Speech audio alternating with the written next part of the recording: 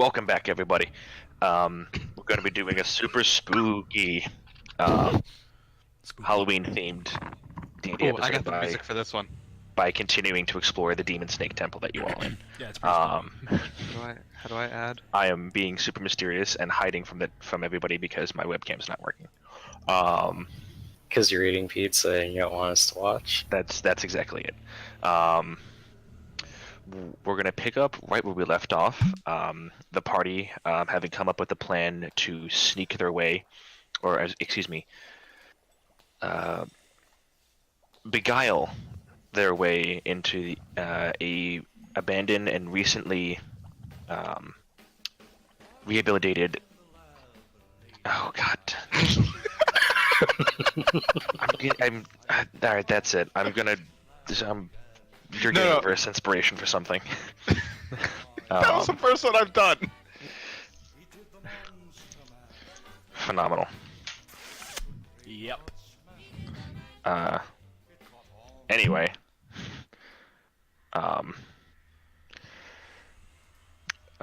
In the town of Frostfollow, following the contract they picked up from enigmatic lady named Hannah Marsk, they have discovered that the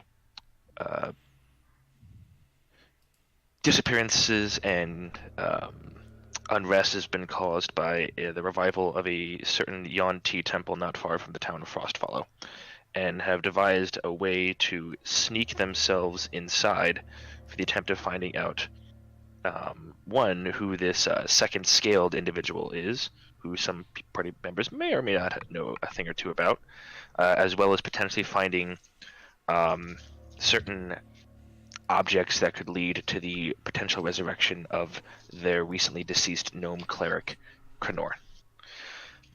They made their way past the guards outside the bottom level with the use of Malin's disguise kit, disguising himself as one of the spies the Yuanti had put into the town, who was decapitated by Rethinir after some intense interrogation. The party made their way part of the way through until, unfortunately, despite the rather unintelligent escorts that the party was having, the lies became too specific, and were able to. The party revealed to the Brood Guard escort, several battles ensued as they began to explore the bottom portion of this massive temple structure.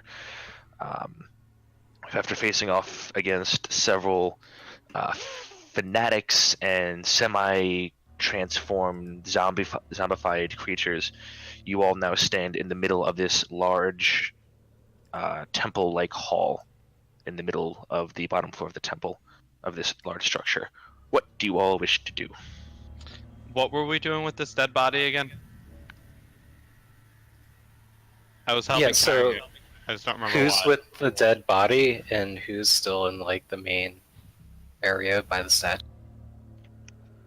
To my knowledge, you are all where you are placed currently on the map. Yeah, Piccolo's by the statue, which is Malin. Oh. Okay, Do you guys remember why Blim wanted to bring the dead body over there? I think he maybe wanted to speak to dead people. Oh shit, you're right, okay. But hey, Dndnatur Rethinir. What's up? You know how I sometimes skirt around the truth, and I have on some occasion. What? Am I really quiet? No, not No, much. I can hear you. Oh. The Narcan. Oh. So, are you really far away, Dndnatur? Come here.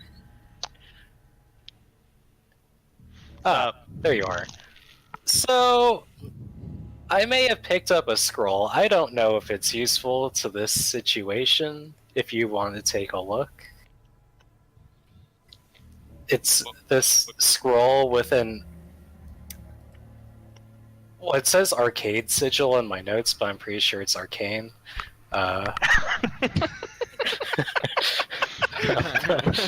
I And played Pac-Man.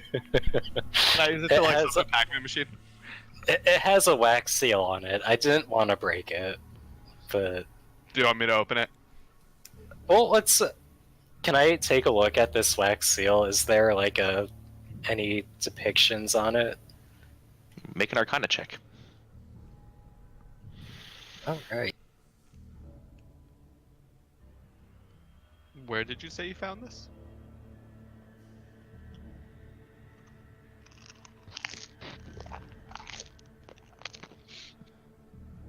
Ten.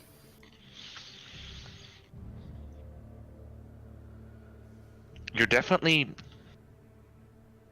aware that there is a certain magical aura that's emanating from this scroll, and you being a practitioner of the arcane,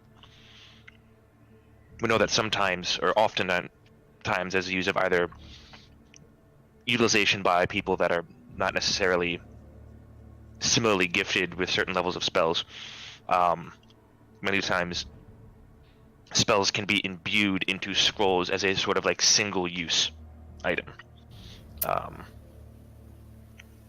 However, the success or failure of using that scroll largely depends on whether or not you are the correct type of caster to utilize that spell, and whether or not you know what the spell does, and whether or not you have the ability to cast the level of spell that is encased in the thing. But you, given that check, because that would be all basic knowledge that you would have learned in your travels. Given that check, however, you are unfamiliar or unable to determine the type of spell that is encased within this scroll. Okay. To answer your question, Dinar, I found it in one of the chests in this area. If you want to take a look, go ahead. I hand it to Dinar. So do I open it up? If you want. To my knowledge, it seems to be a magic scroll of some sort for If I open casting it up, spells. will it cast a spell? You know, I'm not sure, DM. Do I know like the nature of magic scrolls? You do know that when a scroll is opened, the spell, if the person holding the scroll can utilize the spell, it happens instantly. If they cannot utilize it, the scroll fizzles and the magic is wasted. Yeah. Don't open it unless you know what it does. I mean, Do you know what it does? no. It looks like a piece of paper with a wax seal on it. There's some magic, I guess. Do you wish to make it investigate it further? I mean, I'll look at it. Make an Arcana check. 13. You know everything that Malin knows. That is told Malin. Yeah, I don't want to open this up. Okay, I'll just hold on to this for now. Okay, I can. If you really want, I can detect magic on it, but I don't really want to use a spell right now. That's fair enough, I think. I'll just hold on to this. We hear Rethi yell out, "I'll do it!" We can't tell Rethinary anything about this scroll. Tell Rethi about what? I have no idea what you're talking about. Okay, so Rethinir, how's the body? It's dead. Yeah, but what are you doing with it? I don't know, Malin. Shall I continue to shout for the entire temple to hear us? I mean, you could probably just bring the body over this way, couldn't we? Wouldn't that be just the smart thing to do instead of just yell back and forth like, you know? You're no fun, Haruki. I mean, I am an old man. Let's see, what can I do with... Alright. Specifically, Dinar, weren't we trying to put something like the fangs in the statue for some shit? There's some like empty eye sockets on the statue. And broken off fangs. Yeah, broken were we off going fangs, to try and do something with the fangs or something like that from the Yuanti body? Sounds plausible. I can't remember.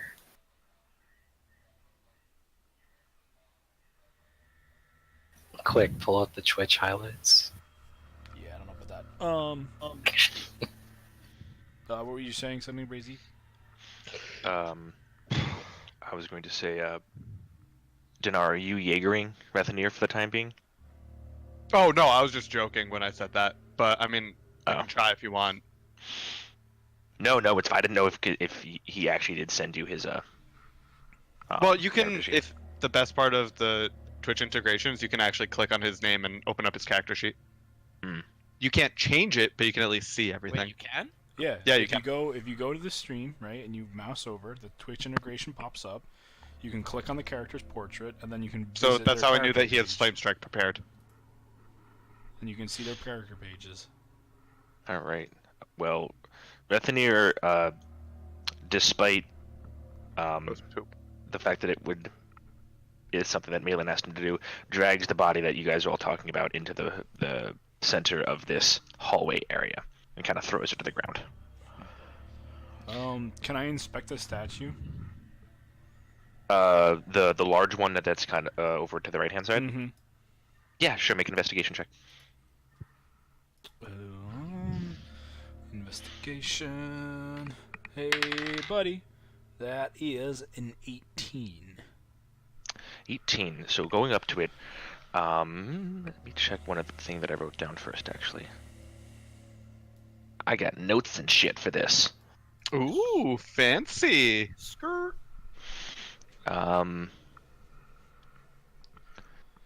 So you go up to it and you see it's this large, what looks to have been like oversized cobra, in like mid strike.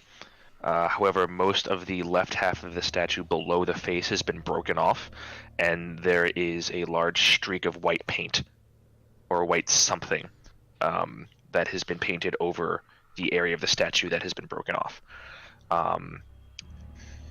You also notice that both the eyes and the fangs of the statue are missing, and you are able to notice that they are not broken. Like it seems like there's almost like there's a socket-like, recess. Like Yes, socket, yes. socket-like. Yes. Didn't Could I someone inspect break these? the body and see if the fangs are of similar diameter to the fangs of the statue? Yeah, you going over to the body that Rethanir dragged over? Sure. Going over. You pull the body over, and you kind of give a look back and forth. Make another investigation, or have this be straight intelligence. Intelligence check. Yeah, just a straight intelligence check. 17. 17. Alrighty. Statue's bigger than the head of this creature, and based on the sockets you saw, whatever fits into there is proportionate to the size of the statue. Gotcha. I don't. Were you think- able to find anything out about the statue? I mean, outside of the eyes and fangs looking like they're socketed, it seems to be just a statue, and I don't think we could use the Yuanti parts to plug them. look? The town's under attack right now. True, we should probably keep moving. Yeah, should we just go? Suppose so. Are those two brazier things, like, surrounding the statue lit? No, they are not. Oh, okay. I can. Does prestidigitation light things on fire? No, it can cause heat. To like you can cause like a wet garment to get warmer and dry, Okay. but you cannot produce flame. That is a. I'm that is- gonna Hey, I cast got- firebolts on those two braziers and light them. Oh, sorry, Dndnar. I was gonna use a tinderbox. Oh no, go ahead, do your thing. Do your thing. I go to the bottom one and use a tinderbox. All right, so Malin sends one firebolt throwing off. It bursts into flame, and as he's about to turn to shoot the other one, Dndnar comes over and is like, "No, I got this. Malin, you kind of roll your eyes and chuckle to yourself. I've still launched the firebolt. Okay, make an attack roll. I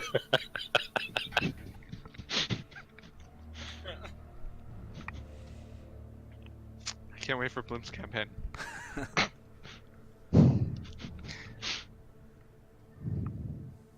17. Dndnatur, as you go running forward, skirting barely an inch or two over the left side of your shoulder, this precise small bolt of flame blasts into the side of the rock, leaves a small little scorch mark about maybe 3 inches above and to the left of your head. Oh, Dndnatur, I didn't see you there. You should have said something. I go back to lighting it. Okay, you light it, and both braziers now burning at the same time. You notice the Nadaar is a bit more than Malin's, because Nadaar actually went over with burning is lighting a bit more naturally and slowly due to the nature of it being started with a tinderbox and not arcane summoned flame. But you see, as they both start to burn, they get intensely bright for a second, and then fade to these very, very small green flames, far too small for what would be the size of the brazier. Is there a skull coming out of it? No.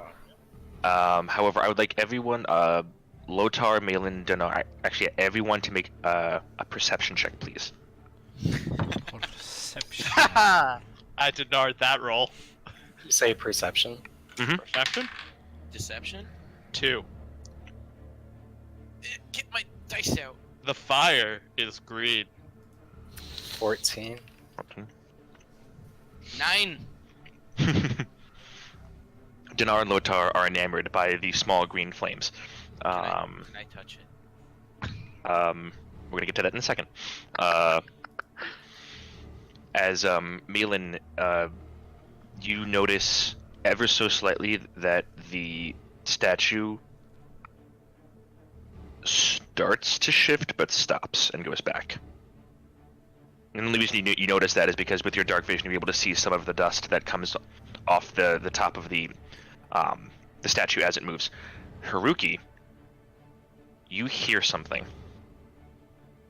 What sounds like the shuffling of feet and movement down over here.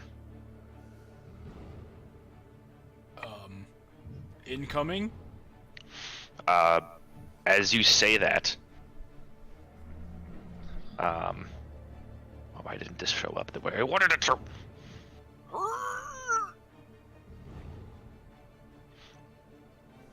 Why don't I go to the brazier that's next to light? Why do I always go next to the one that's next to shadow?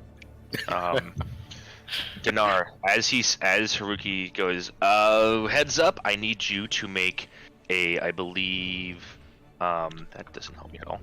A dexterity saving throw. Yeah, dexterity. Death saving throw. That is a 18. 18 succeeds, so you, And then if I take half damage, can I use my great shield master thing? My shield master? Well, hold on.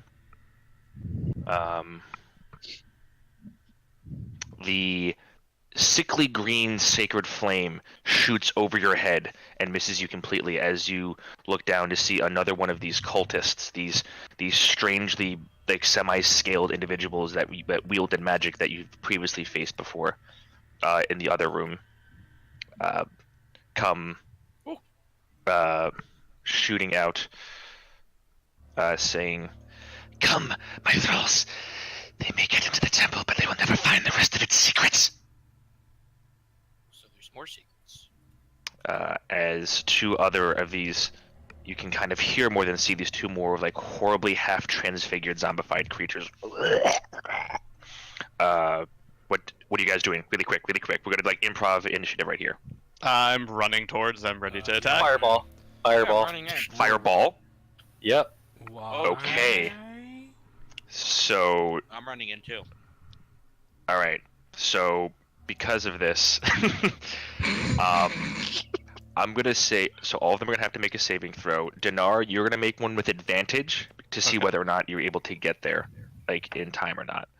It's a 20-foot radius, and it's a dexterity saving throw, correct? Malin? Yeah. I believe it's a dexterity saving throw. No, damn it. All right. The save Nope. is 8. The cultist is with a 3 or a 5 does not make that save. Let's see how the zombies do. Rethenir's flame strike. Damn it, doesn't target only me. I got a 16. No change of music. Wait, but I can cast like the fireball, like right above where it says like cultist quarters, and it would hit 3 guys. Right, but because Dndnar also has a full 30 feet of movement, Oh, he moved in. and he's acting at the because we're doing this kind of like improv initiative. He's Yeah, doing this at yeah. the same time. This is why I was giving him the advantage to see because of everything kind of sort of happening at the same time. Okay, all right. Lotar, even if you were dashing, you would have gotten there a little bit after the fireball, so that's why you're not doing anything just yet. So they all failed their saving throw, so they take full damage. So I believe it's 8d6. You're correct. Skirt. I fucking hate fire. Hey, Dndnar, at least it's happened in the canonical game now. Yeah. 25 Yeah. damage. 25 damage. So the cultist went from this smug kind of superior look in his face. One arm is completely burnt off. His robe is in cinders. Much of his face is scarred and burned now. He had his kind of wispy, like blondish gray beard that he had. Half of it is just burnt completely off. He went from looking secure to horrifically injured. We're gonna both of the zombies are gonna roll to see if they make the save, which they could have done outside a natural 20 anyway. Both of these zombies are incinerated and turn to ash. Dndnar, you get right up there. What are you doing? Also, what was? Did I take the damage? I I rolled did you a roll? 16. What's your spell save DC, Malin? 18. 18. I'm gonna say you take half damage because you're gonna get there as the end of the spell. Could I use the shield master reaction then? It's up Is to that- you because this is like a wonky Is thing. it for dexterity saving throws or any saving throws? What it says? It's specifically dexterity saving throw. If I'm subjected to an effect that allows me to make a dexterity saving throw to take only half damage, I can use. Never mind. It says if I succeed on the saving throw. Yes. I would have said yes. so- You could have used it, but But I do take half damage because of my aura. So is that half of 12 or half of 13? you will take 12 points of fire damage. So am I taking half and then half, or just the one half? You're taking 12 points of fire damage. Okay. Do you want me to Jaeger Rethi? Sure, if he's okay with it.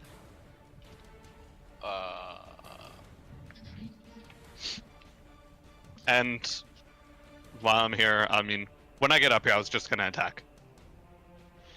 Sure. Swing twice. That is a 12. That might hit. Wait, really? 12 hits. I rolled a 2 and a 24. Mm-hmm. Okay, the first one is 9. No, sorry, 10 because it's plus 6 now. And 10, so 20 points of damage. All right. So, as he's reeling in horrific pain of having essentially half of his body burnt to cinders, Dndnar, you come bursting out of the flame, the embers of this explosion wreathing themselves around your armor. You feel a little bit of your scales get singed, but you don't care because it probably looks really fucking cool. Yeah. As you bring your sword down in 2 aggressive swipes, you cut down this cultist who falls to the ground, expired. Oh. Well. Lotar, you went up right behind Dndnar.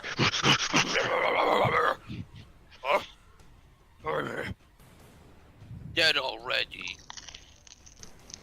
Hey, Malin, Yeah, what did I say when I gave you that staff? I threw a fireball at the enemy. And me. Ow. Yeah, sorry. There was like, you know, things happen so fast. I didn't mean to hit you that time. I'm gonna touch myself. And cast Cure Wounds. That's a bizarre reaction. I'm gonna touch myself and cast Cure Wounds at first level. Ooh. What's that? 10 points of health. Alrighty. Alright, well, I can't move Rethi. Oh, let me give you control. Okay. There you go. Haruki, Hmm. do you think these guys had something? I mean, if they did, it's probably destroyed now, but I'll give a look. I'll help you out. Can I try to make an investigation check to see if there is anything in this room before it was charred to... I mean, before it was nuked? Sure, go for it. I can cast Speak with Dead to talk to them. Who are you? 17 investigation check. Okay. Most of the room is burnt to ash. Whatever furniture that was in here, for the most part, is either destroyed or slowly, burning into nothingness. However, interestingly enough, that fireball did rock a chest in the far corner that you now see is broken and partially open, and you do see a slight hint of gold pouring out of the chest over in this corner. I guess I'll investigate the chest. Okay. As you go over, do you open it up? No. Can I make sure it's not booby-trapped or anything? A investigation check. The amount of investigation checks that I've rolled? Natural 20. You do notice that this chest, while not locked, was trapped Was. until the fireball went off. That's right. And you see part of the side that has been blown off and exposed. Mm-hmm. You see a small, like what seems to be a one piece of a hand crossbow that would have been, upon opening the chest, would have shot out some sort of dart. But as you look in and you open it up confident, you do see that bolt stuck into the side of the wood, launched by the force of the explosion before the chest was opened. So inside you do find 40 gold pieces, Mm-hmm. 40, and you find 7 gold lockets. 7 gold lockets? Mm-hmm. You also find, because you rolled a natural 20, a single obsidian fang.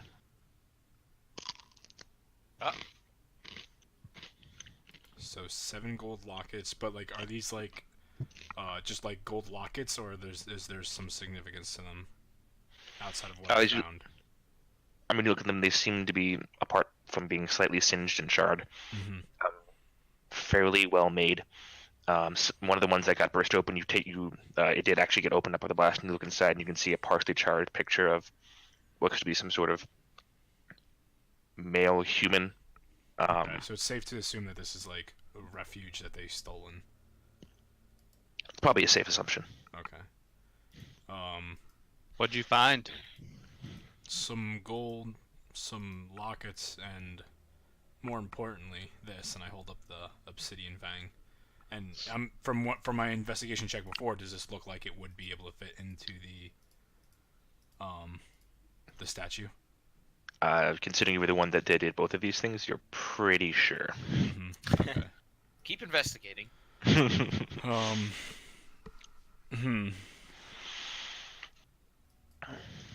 Why do we need a black triangle? For the statue, Dinar. Okay. For the eye. Yes, for the eye. Okay. We should Do you want me to continue. put it in? No, I do not. let's continue searching this floor and see if there's any more. Actually, yeah, let's continue. Okay. Hey guys, we're gonna clear stuff. Hey guys, we're gonna clear stuff. So, we passed that room where there was people like worshiping. Mm-hmm. Would it make sense to double back and check on that, guys? I mean, let's continue with what we don't know, and then we'll go back for what we do. Okay, fair enough. Guys, Are we just running in? I mean, I we're can slowly walking and clearing. bring this corpse back and ask it some questions. I don't think Nah, Kathy let's go. talks like that. I didn't know Nafjor was here. Sorry, Yafnor was here. So, are we thinking Fine, like? guys.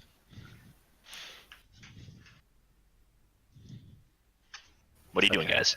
Yeah, we're I'm going exploring this over darkness. here. I'm exploring this darkness. Yeah, I'm with not Malik. I'm with Haruki. Malik, oh boy. I'm with not Malik. You walk in, and as you hear the now very familiar sounds, low guttural kind of moaning.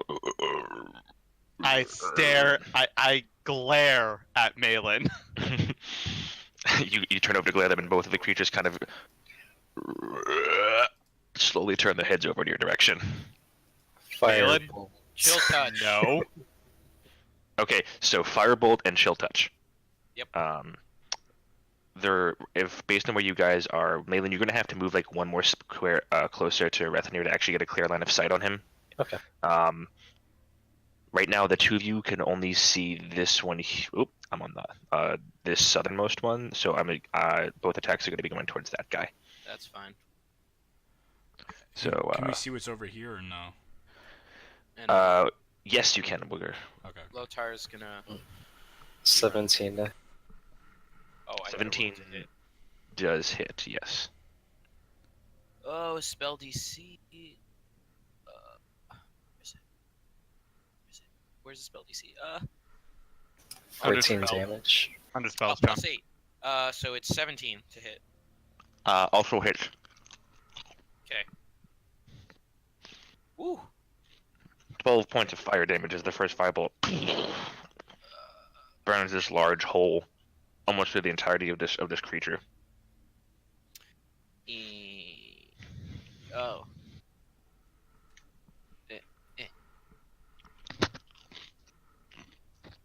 8 damage. And as soon as that firebolt kind of passes through, this like almost skeletal spectral hand Chill touch. reaches itself out of the darkness, grabs into the creature, and passes through it, wrenching. You see some of death or unlife force, I guess, out of it. Creature is still standing, but I mean, it looks hurt because it's dead. But Lotar would be running in too. Yeah, Okay. Dnar's going in after Lotar. all right, so Lotar, run on in. What are you doing? Smack, smack. Smack, smack. As you run in, you do see there is another one off to your right-hand side. I smack this one. All right.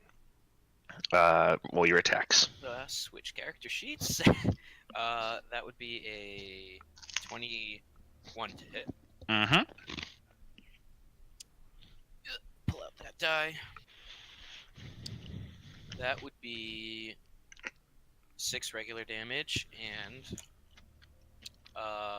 10 necrotic. All right.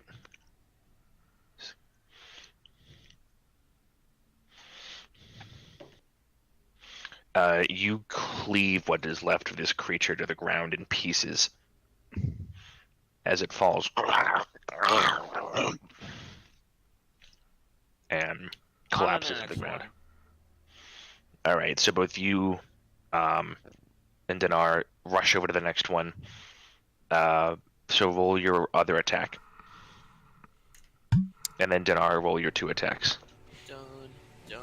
On to the next I one. will also 21. rush in and attack that thing. 21 to hit. Okay. 21 to hit, 18. Haruki, roll your 2 attacks. So that's wow, 6 regular damage.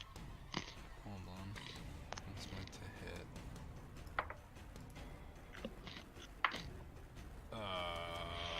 That would be a 14 hit, and that's a natural 1. Right. Despite all of that, all of the other hits that you guys put in, you literally beat this creature into a pulp onto the ground. Between all of you, the last one, Haruki, as you go swing, you're unused to being in cramped quarters with non-humanoid-sized creatures, and you go to swing, but it bounces off the overly large shield that Dndnatur has in his hand. And kind of ping. A little bit. My apologies, Nadaar. It's all good. Oh, when he Fireball. does it, it's okay. Look, I don't like fireballs. Between you and some drunk lady and Xandal, Wrathy is watching outside, especially. I'm sick of fireballs. Okay. While that's going on, can I make an investigation check for the chest again? Can I assist that? No. Make it with advantage. Yay! Oh, that's my cocked 17. So investigation 17, 18. All right. The chest is locked. It is not trapped. I will open up the chest. It's locked. Oh, sorry, my bad. I got it. I will open up the chest. Okay, make a strength check, Dndnatur. Strength check. 11. That's a Rondar. That's Dndnar's evil alternative character, Malin. It's true. Ronad. 11. 11. You swing the sword down. Thwack. You swing the sword down again. Thwack. You've made a little teeny crack in it. I do. Okay, Lotar. Roll a strength check. Roll a fucking 6.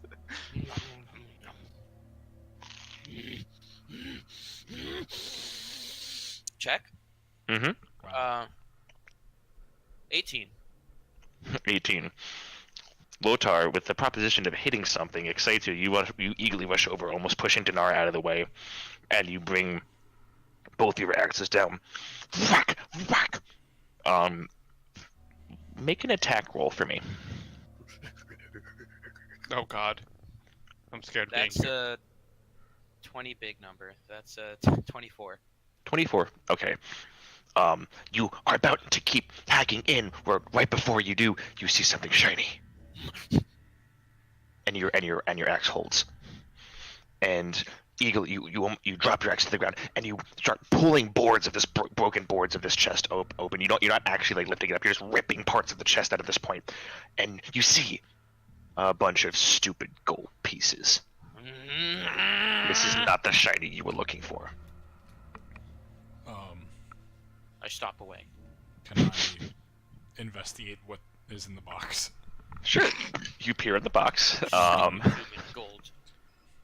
and you see 52 gold pieces, and another sealed scroll. Don't open that.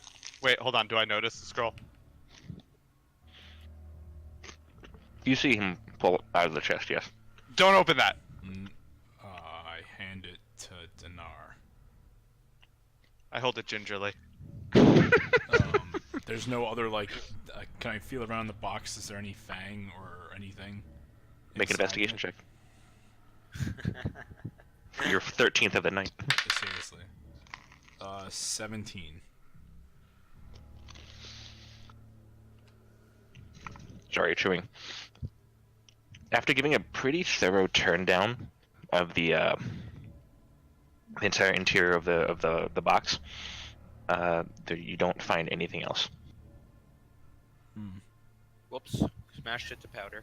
Haruki, would you want to take a closer look at the other chests that we found? I feel like I didn't really inspect them. I feel like that would be a safe assumption, so I will make my way back to that first. I also gingerly give the scroll to Malin. Ah, thank you, Dndnatur.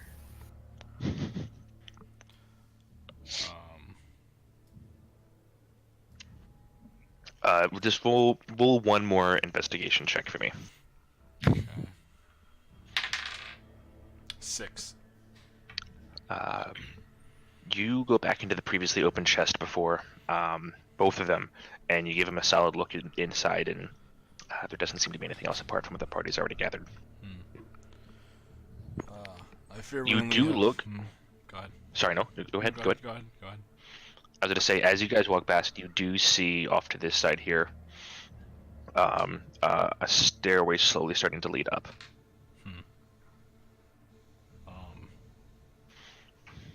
I feel like it's safe to assume that we won't be unlocking the secrets of that statue anytime soon. Yeah, let's go up. Alright. We're trying to kill the head of the snake. Oh, this analogy No, the expression is kill the tail of the snake so it can't move around. Okay, let's go up. Alrighty. We use our mouse to right-click on the stairs and go up. Interact. Yeah, interact with. Climb up. Speak to. Alrighty. You all ascend the staircase. I descend them. Cool. You descend into nothingness, as there is no down. Yay! Fireball.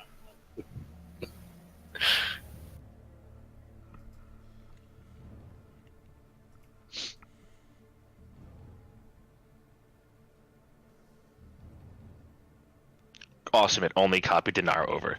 Sweet. Woo! I'm the only one here. He survived. He's the only survivor of Of the stairs. stairs. They're so Everyone. dangerous. So, At the yeah. end of the corridor is a door. Malin walked into the inky void of nothingness. Everyone else just popped out of existence. No one else knows how to open a door. There we go. Don't worry, guys. I'm good at doors. So you I all make your way up. I'm gonna have you all make just a general stealth check. Did you switch our speed? Disadvantage. I don't What? need disadvantage. We're still on the. I lied. Oh. As you walk up, this darkened, because one of the things you also notice is as you get past this first layer, the low torchlight that was giving dim light to pretty much everywhere within the area disappears as you go up to the second level. That explains my stealth check. It is pitch black as you walk up. Rolled a 20 Um, total. So, Breezy, just so you know, because plate disadvantage, I rolled a natural 4 and then a natural 1. Alrighty. So, natural 1. So you all walk up, and as you do, Dndnatur, kind of the second behind Lotar, as he goes, Dndnatur, your large shield that has provided you many assistances through many of your fights and struggles, gets caught on something, and you like on a stone wall, and you just unconsciously rip it out, making this loud grating sound of steel upon stone. The Inception sound.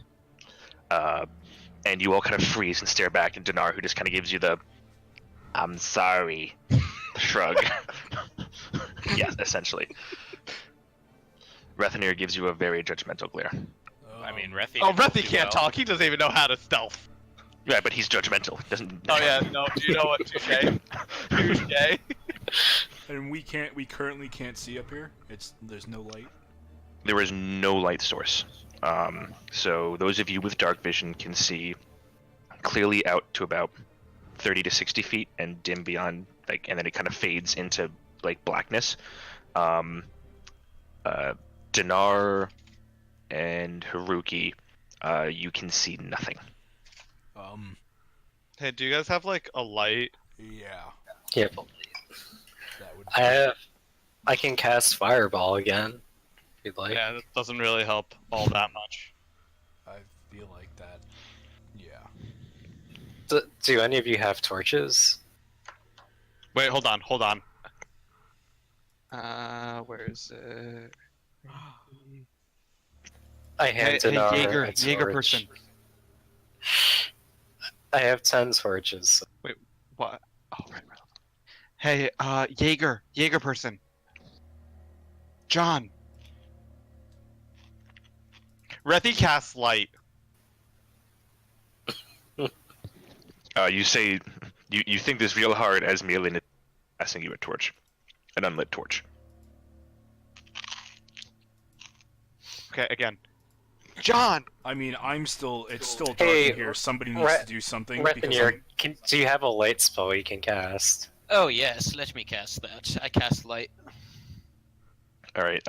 Rethinir's shield is now shining as a beaconly torch.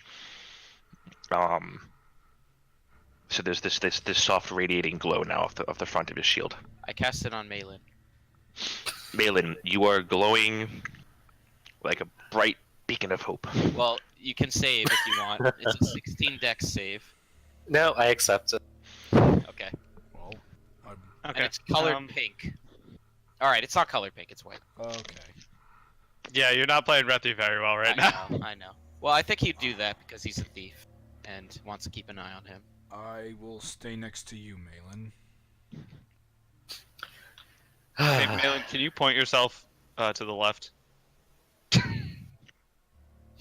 I'm already facing the left. It's not a hooded lantern style. Let me just focus my hood in that direction.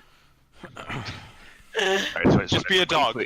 In a 20-foot radius around Malin, there is nice bright light. Yes. Okay, so I'm just gonna be a step ahead of Malin, like bodyguard style, as he moves about. I'm following Okay. Nadaar. I'm gonna move towards what looks like a table, like that little piece of wood. Okay. You move in there, and the rest of this area is revealed to you. What you see is a medium-sized, what seems to be dining area.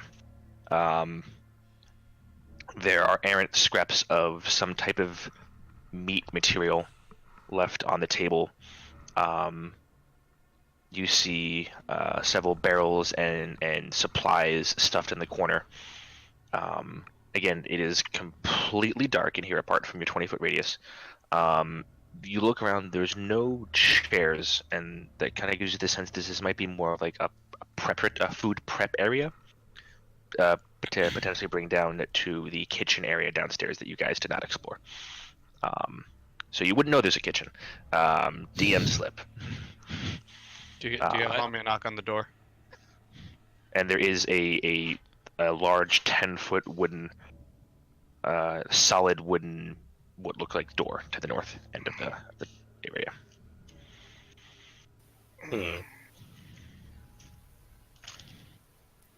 Maybe try peeking, or like. Maybe don't knock.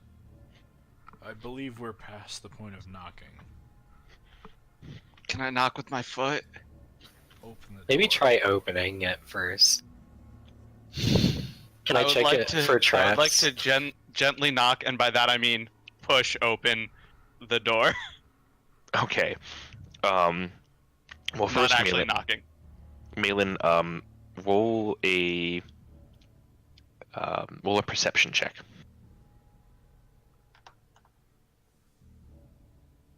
Okay, perception. Mm-hmm.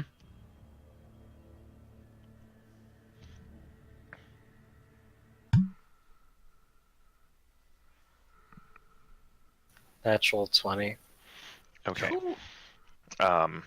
The door is not trapped, which you're extremely thankful for, as Dnar's foot crashes into the door about 2 feet away from your face.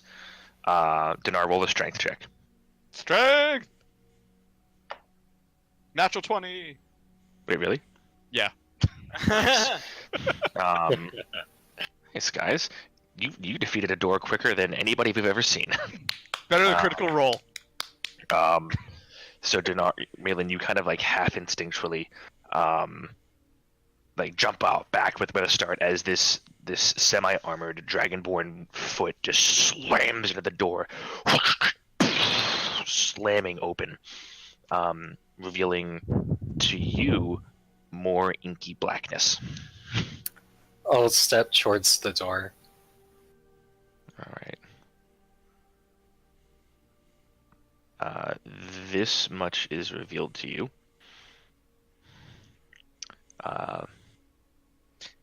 However, Dndnar and Malin being the first two through, I would like you both to make a perception check, please.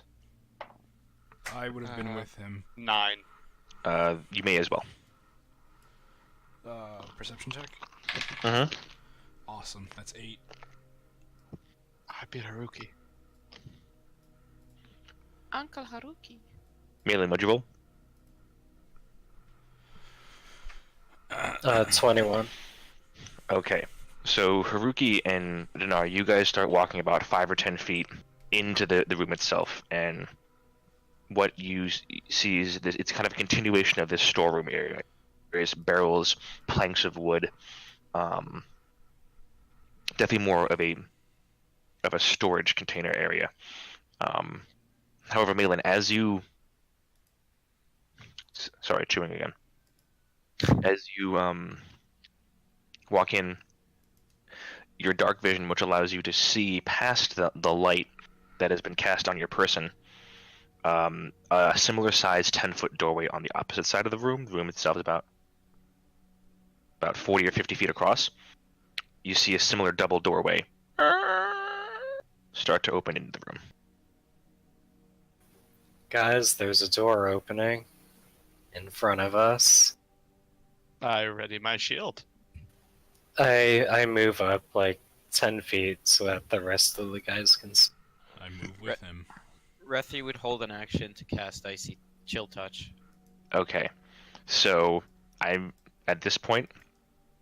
Lothar As just charge as the door opens, and Rethanir, Dndnar, Lothar, do you have dark vision? I am Orc. Orc has dark vision. So all of you with dark vision do see, as this door opens, 2 more of semi-scaled cat eye slitted individuals that Malin is currently at this point somewhat dressed up as going through several rounds of combat. The disguise itself has worn off a little bit. The wig is falling off it a little bit, and some of your hair is poking through where it shouldn't. But you see 2 of wielding scimitars with quivers off the side of their back. These 2 pureblood-looking individuals, as well as another one of these horrific snake men, humanoid from the waist up, ending in this, big meaty-looking scimitar, but with a complete serpentine body from the waist down, as they all slither out in quick succession towards all of you. I need you all to roll initiative. Dun dun dun. Dun. Yeah. Oh, thank God I have advantage. Nailed it. Oh, that didn't Double help. digits. 17. Oh, I'm so Lothar, sorry. do you get Rethi. advantage on initiative? That's with advantage. Wow. Did you roll the same number 3 times? I don't want to talk about it. Well, sure as hell looks like it. All right.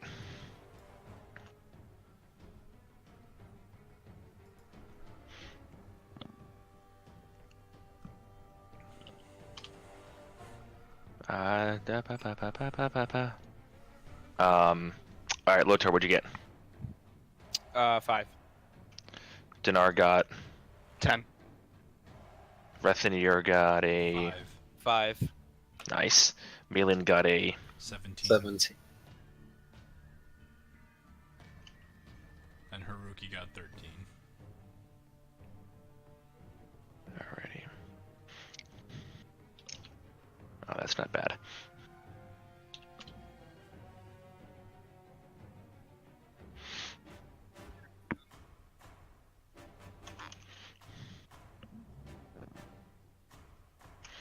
Having so many things.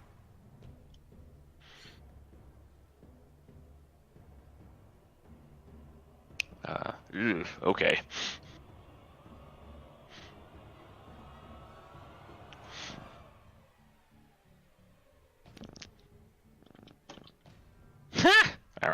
That's funny. Natural one. It was actually. Hey, Keck.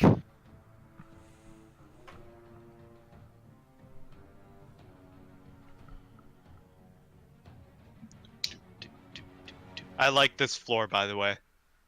The doors are openable and knockable. Rethander has a higher dex than Lotar. Interesting. Wait, I can see that. By a lot. Really? Lotar. Alright, so top of the round, those of you with dark vision see the slightly larger serpentine Yuanti slither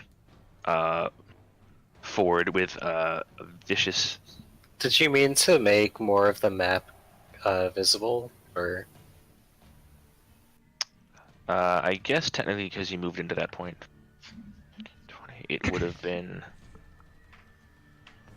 Well, 20 from Malin, who's behind you. Yeah, John. Nope, That nope, much- still wrong one, John. That much more would be revealed. So you all see Okay. somewhere in the darkness you see two. There are two forms quivering. However,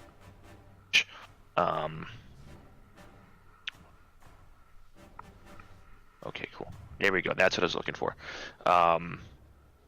Is going to slither up to you, Haruki, and is going to attempt to constrict you. question. Answer. I was still blessed with freedom of movement, Hi. correct? Uh-huh. Okay. Would that have worn out by now, or has it It been lasts 8 still- hours. 8 hours? Or 8 Uh-huh. hour? 8 hours. Oh shit. Okay, so then that's probably still on, correct? Yes. Okay. However, this is not a magical effect. Let me look up the specifics of it really quick just to see, because that will actually determine whether parts of this attack work or not. Okay. Well, we have resistance to what? Or not resistance, but it's like. Oh, never mind. I'll let you. Look You can take an action just to like to break Yeah, out. break out a body. No, it's not an action. It's It's 5 feet of movement with freedom it's of 5 movement on you. Also, hi guys. Sorry about Hi. Hey, hi. Hey, Blim. almost So got you here on used time. Flame Strike and like 3 third level spells. that. You're lying to me. I am. All right. So What? what it says is So what's that going on? The duration is 1 hour. Freedom of movement? Oh, you're right. Never Uh, mind. it ha- I was thinking of something else. also hasn't been 5 hours or an hour yet. You guys are on the second level. You found Cool. one obsidian fang that potentially fits into the statue. Just the one? Only one so far. So Haruki, what freedom movement does is that you can on your turn you can spend 5 feet of your movement to automatically escape from like a creature that has you grappled. But it does not prevent you from being grappled. Okay, yeah. You- But I can break it freely with 5 feet. Yes. Gotcha. Yes. So, which depending on what happens, you can do. However, it is still going to attempt to constrict you. Because it doesn't know that or don't really know anything about that. So it's going to roll an attack. That is a 19 to hit. That hits. Okay, so first off, you suffer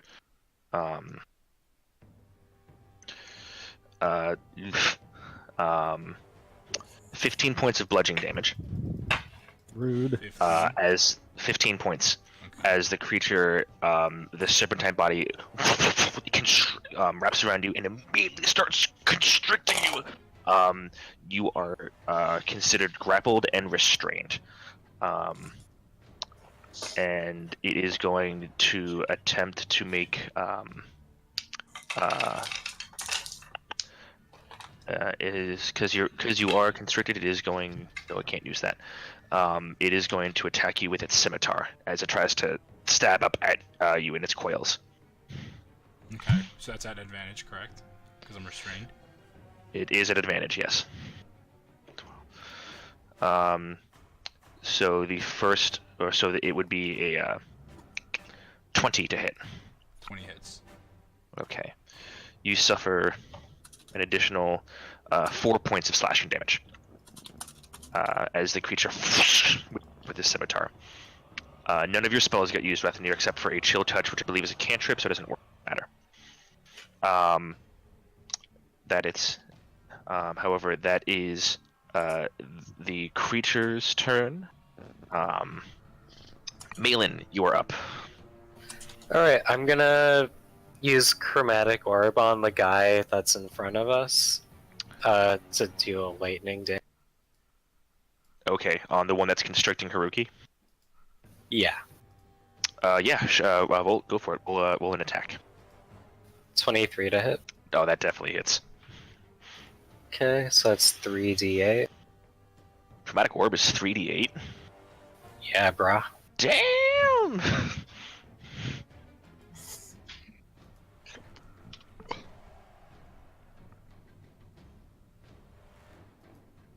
So that's 17 damage. 17 because, lightning damage?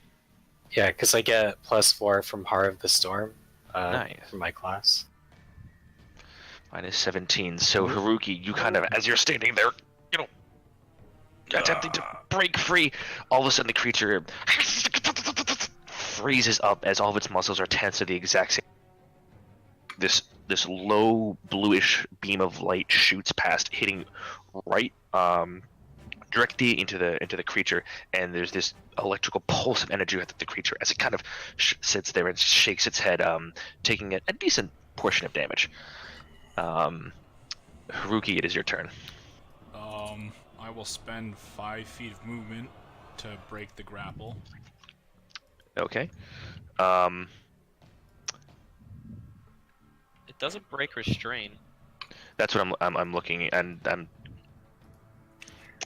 If the grapple causes it to be restrained, So which is what I was reading. Forgive me, guys, for not memorizing it all. But right. So because you break the grapple, the restraint no longer takes effect because the grapple is what was causing the constraint. It's a special ability that this particular Yuanti has. So you your body becomes all of a sudden magically slippery as you kind of your way out, landing back 5 feet in front of the monster. You still have 35 feet of movement and all of your actions. What do you wish to do? I will move to the side and then take 2 attacks. All right, go for it. That's a natural 20 on the first one. Nice. And then that is 8, 9, 10, 11, 12, 13. 13 on the second. 13 hits. Okay. Not a lot of armor on these creatures. So because these bitches. the first attack, which is the natural 20, That's the natural 20. is 6 times 2, which is 12, plus 4 is 16 points slashing damage on the first one, 16, nice. and then 5 points of slashing on the second. Nice. Alrighty. So these 2 slashes go for whack, slicing through with wicked retribution as you cut into this creature that had previously dealt what it would assume to be a pretty serious blow to any other creature it has come across. You, however, shrug it off, and through the casual grace that is your training, you retaliate in an equally efficient manner. Next up, would you wish to move anywhere else? Or you... No, that's it. That's my turn. Okay. Next up is Dndnar. Yes, right near the stairs you see, or where you guys all came up. I'm just gonna move to the side and slash him twice. Alrighty. Slashy slash. Okay. First slash. It's a 20. 20 hits. Total of 20, not natural. Still hits. The second one, 14. 14 also hits. Okay, so the first one, 8. Second one, 8. So 16 points of damage. Total? Yeah, 16 total. Alright. And oh, sorry. No, go ahead. No, I was just gonna say a bonus action, but I'm just gonna wait until you finish. I was just gonna... You hit it again, and this now creature, as Haruki is finishing and collect itself, you rush up behind it, and 2 savage strikes hit it from behind as it comes. It's looking pretty hurt. And then I'm gonna use my bonus action to try to Shield Master shove it to be prone. Nice. Okay. All right. So I need to roll athletics, right? you need to roll an athletics, and does the creature get a roll, or is it just a? It's because it's a shove. I think it can use athletics or acrobatics. Yeah. All right. So but it's if it fails, it's yeah. So it is going to roll. What's better for it? Oh, definitely athletics. 25 for me. It's a natural 20 on its end. God damn it. Ooh. Which brings it, yeah, natural 20. So you go to shove on it, and the creature catches your shield, as large as it is, with its scimitar, and scooches barely an inch before goes out to try to bite at you, but you pull back in time and just snaps at empty air. That is your turn. Yep, done. All right, Rethanir, it's your turn. So Hey. just so you're aware, everything on this hallway is pitch black except for a 20-foot radius around Milan, who you cast light on. Oh. Why'd I do that? Because he's a thief and you don't trust him, said John. Oh. However, you are an elf with dark vision, so that doesn't hinder you as much. You're right. So you would know that in this inky darkness back here, there are two more right here and here.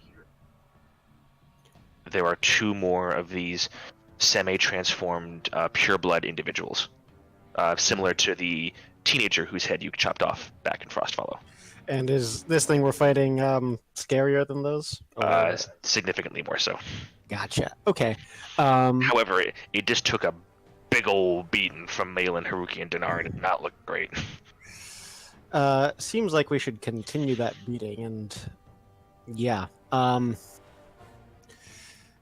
Okay. And the two guys up there are the only others I noticed, yeah? The only others that you can see within the rooms that have been revealed to you, so. Okay.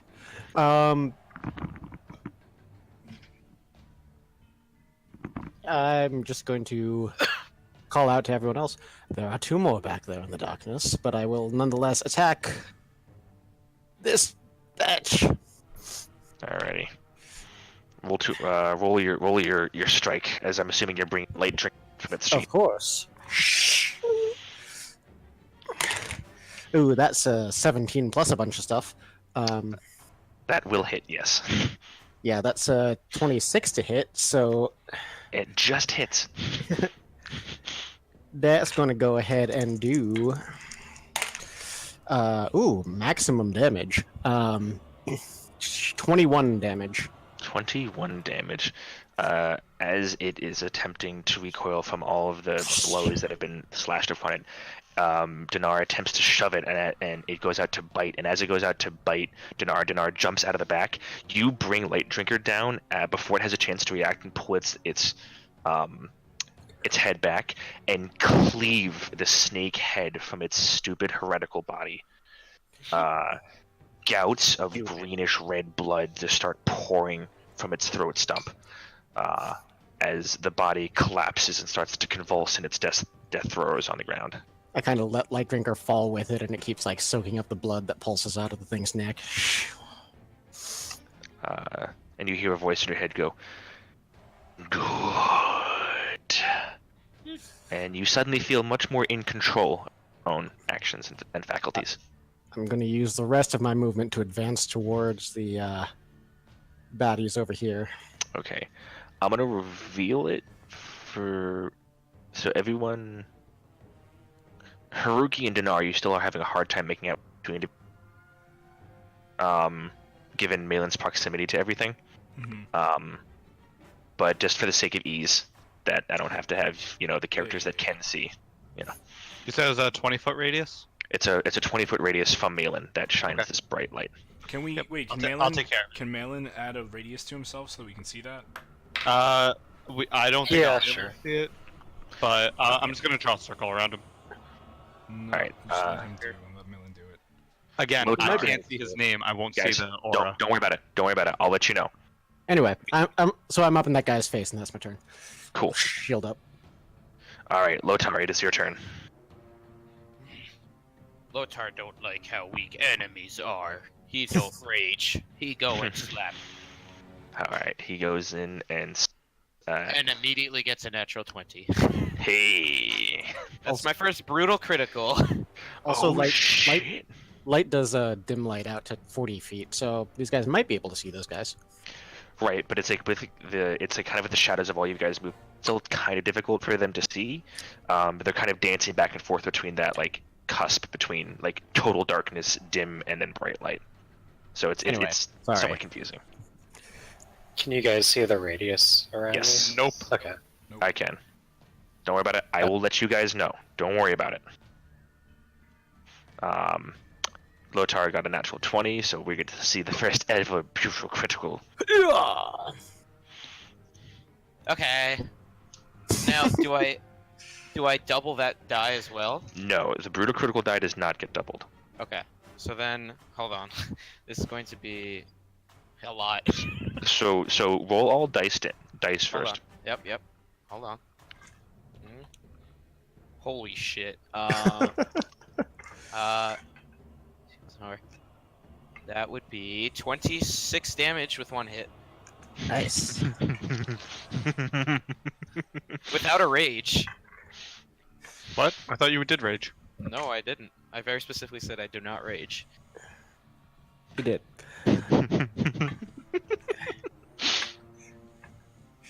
So, roll your second attack. Okay. Ooh, that was actually pretty bad. That would be a 16 to hit. 16 does hit. Okay. That there is 8 damage. 8 damage. So, you run up to this creature, puny, weak, pathetic, silly snake-like thing that it is, and you bring your first axe up, and as you do, it smashes into this creature, and the large necrotic burst from your weapon seems to almost tear the life force out of this creature, and disperses it into the ether. It kind of looks at you with this horrified look of how could you, as most of its inside internal life fluids starts spilling onto the ground. You bring your other axe up and chop down right next to the clavicle, shearing off its entire left arm at the shoulder joint. It's standing there, but it's horrifically injured. Lotar's a little surprised at his own strength there.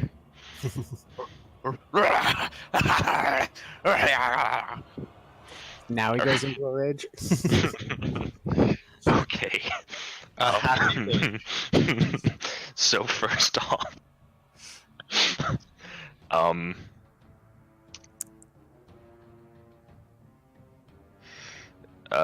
this creature is going to take the disengage action. I was Cause it matched. thinking about that. And is going to run into the darkness over this way. Motherfucker. Rethinir, Follow you the see. blood trail. Rethinir, you kind of catch a side glance and you see him running behind what seem to be some low stacked barrels. He seems to be going with purpose towards a wall.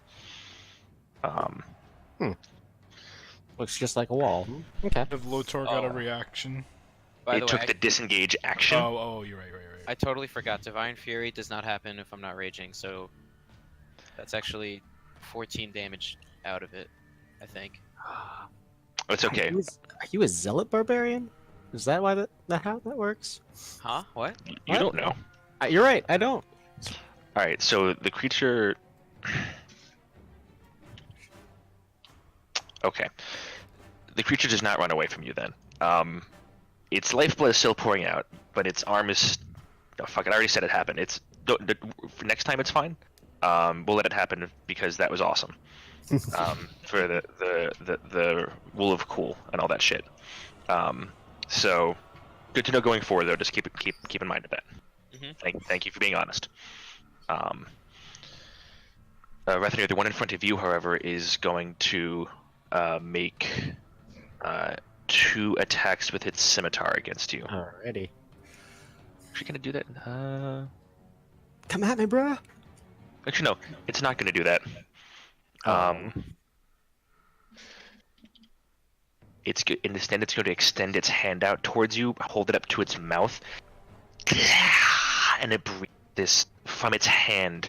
This noxious cloud of greenish gas starts to I envelop you. strongly dislike noxious clouds of greenish gas. I need you to make a Constitution saving throw. Alrighty. +4. Am I within 10 feet of Dndnatur? You are. Sweet. That's going to be a 19. All right. 19. Yeah. All right. You succeed.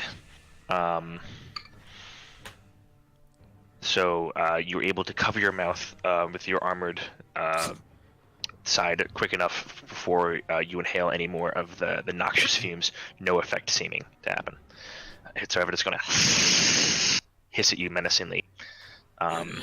It hasn't quite noticed that the big one fell. Good. And it would have been up next, but it's fucking dead. Yeah, it is. Malin, it's your turn. Alright, I'm gonna step up next to Haruk. Does anything else get visible? Just give me a second. Sure.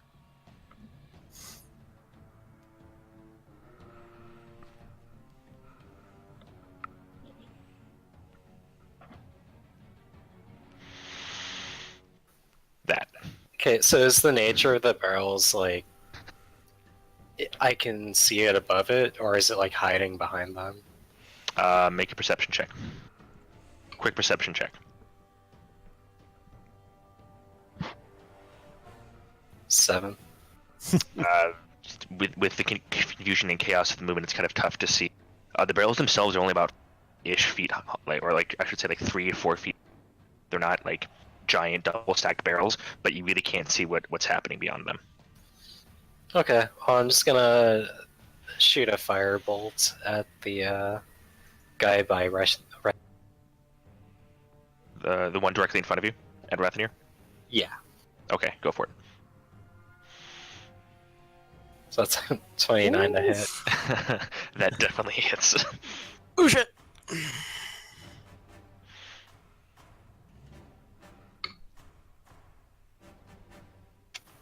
That's 3 damage. Oh.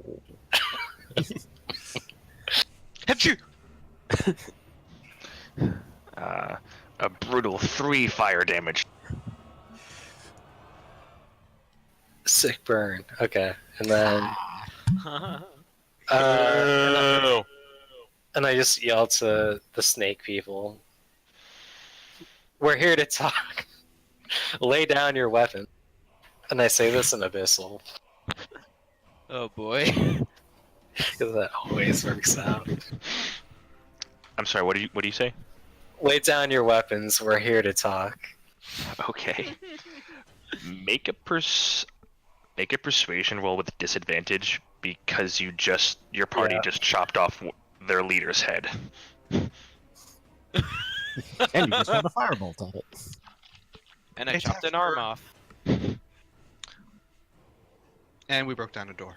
So that's 11. 11 doesn't seem to really do anything apart from get a cursory just shot a firebolt at. Yeah, I'm not very good at this. I'm loving the attempts, but it's the order of things that are happening that aren't necessarily working out. Welcome to our group. Uh, Yet to be named. And that's my turn. Actually, I still have movement, so I'm going to not use it. I'm gonna end my turn. Whoa. I don't know, it's ballsy. Alrighty. Haruki, you are up. So the only one that I can see is the one that's by her, whatchamacallit, by Rethanir, right? You can kind of see the one that's over here. It's behind some barrels, but you really can't see though behind the barrels. But the light from Malin's body is illuminating the area up to that point. Okay. I will run up to, Aww. and make an attack on that dude. Go for it. That would be 23 to hit. Oh, that hits. Can I do damage first? Because I want to see if this kills him. Because this Sure. depends on. Yeah. That would be 4 plus 4, so 8 slashing damage. 8 slashing damage. Alright, you swing one swipe forward, and it cuts this long ribbon through some of its basic rope where it's right on the side. It kind of arcs its back in pain, but doesn't seem to be hugely affected. Damn. Well, I will continue movement to the other guy. Okay. And other strike against him? And other strike against him. Go for it. It will use its reaction to take an opportunity attack against you as you move out of its area. So it's gonna roll scimitar at you for whopping 15 to hit. 16 to hit. 16 does not hit. All right, you kind of you're too quick for it. It goes to swipe, but you're already out of the area. Go ahead and make your attack on the other one. Natural 20. Nice. Nice. Go. Roll damage. That would be 6 plus 4, 12 damage. 12 damage. With that, you in a long singular swipe, you carve through the back of this creature, feeling your blade pass through whatever it serves as a spinal column for this individual, for this monster, and it just, as it's going to seem like it's almost going to knock or press on the wall, it just kind of arcs its back and freezes and slumps to the ground. Nice. And that is my turn. Alrighty. Dndnatur. I see guy attacking. I'm gonna go right up next to Rethi and attack the guy. Do I get an attack of opportunity? Just kidding. I'm gonna take my staff back. I'ma kill you. 28 and 24. They both definitely hit. Nope. D8. Please. Thank you. 7 and I rolled min and max. 7 and 14, so 21 points of damage. Maxer. Alright, so you slash again, hacking twice into the same side, and you crack on that side as you see the blade crunch through the clavicle area of this creature, and as you pull it back, there's this vicious gout of blood that follows as this creature on the non-scimitar hand side, the arm now kind of lies ruined and useless to the side as you see this red black blood start to pour openly from the wound. It's an awful shape. Same deal as usual. Knock it prone. I don't want to escape. Alrighty. It's going to roll contested acrobatics check. Athletics, so 19. It rolled a 3, so it is knocked prone. Hey, Lotar! Come here, boy! I'm gonna sidestep. Oh my. Okay. Dndnatur, you look over at Lotar eagerly as Rethanir is.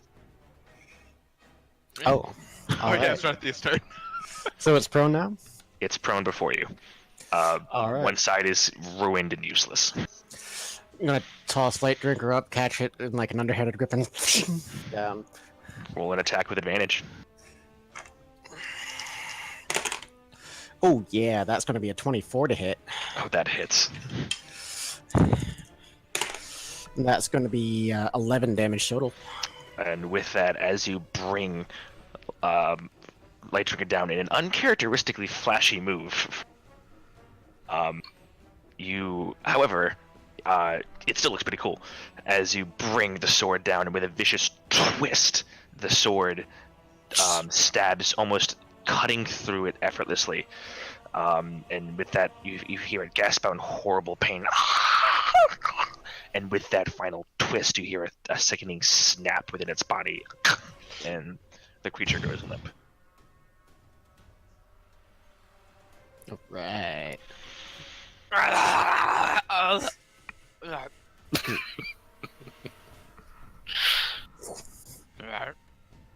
I just chop an arm off. Okay. Do I see a fang fall out from where his arm got cut off? Oh God. Make a perception check.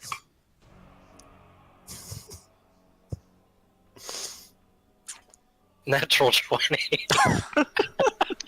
You really don't see it. You see what could potentially be a partially broken fang from the first creature that Rethenir beheaded, but nothing stone, obsidian, or metal. Ah, alright. This Okay, isn't the so- thing we're looking for, guys. Hey, Malin, Yes. do you have that torch? Do you want the torch now? I mean, I can't see, and you're staying pretty far back. I can see just fine. I can also just Yeah, cast sure. light on your shield if you'd like. Oh, please, yeah. All right, I do that. Sweet light. Do you still want the torch? No. Would anyone like a torch? I mean, While this is going on, can I investigate if this is like a doorway or is it like a hidden wall or what is this area? Sure, I'm gonna get a drink and then I'll tell you. Hey. Oh my God, who's still running me around? that must be Good John. old Johnny boy. Just so Yeah. you know, Oh my goodness. the color that you cast on Malin, Yeah. Pink. pink. Nope, I wasn't pink. Okay. It's not pink. It was Pink's for a a- couple seconds and then you It was a for a lovely couple color. you seconds. retconned. You retconned it. It's fine. I just I, mean, realized. I can't imagine Reddy actually casting a pink light ever, so, you know. I can't imagine him knowing what pink is. He has very keen senses. He's very aware of what pink is. But like architects, he's afraid of color, so, you know. All right, we're back. See, I just brought my bottle of wine into the room with me. I only have beer, and Abby has friends Pizza. over, so I don't want to They disturb them. make these great things called growlers. Just saying. That Wow. are That's really annoying to offensive. fill in Massachusetts because they have to be specific to the brewery. That's offensive. Can't you just get like a keg? Don't you Don't work you at a brewery? Yeah, I do. don't I you, get so much free beer. wait, don't you not have a tap just built into your house from the brewery? Like what? Just ran a pipe? Yeah. We're working on it. Anyway, one thing I also want to mention, I forgot to mention initially when you guys got up here, and now that you've taken a moment to pause after the battle as Haruki goes over, the smell up here is distinct from the previous floor. Where the previous floor was this moldy stone, somewhat decaying flesh, mixed with the ambient forest smells coming in from the outside. This hall smells of... It's this weird combination of wet irony copper mixed with like the dry, sickly, sweet smell of decay, along with something else you really can't put your mind to, but it's noxious, whatever it is. It's very unpleasant, and no He's matter near. where you seem to go, as you walk through this room looking about, this smell doesn't seem to go away. It doesn't seem to have a specific source. It's ambivalent in the area. Do you Can guys- I do you guys- try to recall what that smell is? The mystery. I'm gonna ask you to make a straight intelligence test. Okay.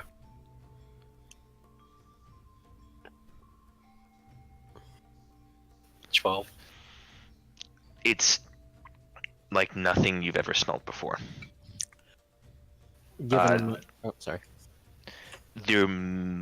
Actually, no. With that roll, no. It's like nothing before. Okay. Given my already keen and magically heightened sense of smell, do I get anything more from this aroma? What you just described? Make a perception check. Cool. Natural 20. One of these times you're not gonna roll fucking For a ridiculous. total of 28. Hold on. Actually, I'm sorry. If I keep burning my natural 20s on smell checks, Yes. Look, I burned one on a fang check in someone's arm, so. You smell the past, the future. You smell Vax. No, I'm kidding. He rolled a 45. Um, Yeah, he rolled a 41 on stealth. it's you don't have a lot of experience with potion making. However, passing through the temple, that was the temple of your home city, where you grew up, where you learned most of your trade. You knew that one of the many functions the temple served, providing various potions of healing and revivement to the city itself, to many of the local guards, to also be shipped off to Chaldeer itself. There's something about this smell, this underlying hint that you remember smelling, that it brings to this memory of the various potion shops, but it's perverse. It's wrong. That's the best, and that's the best way I can describe it. Okay.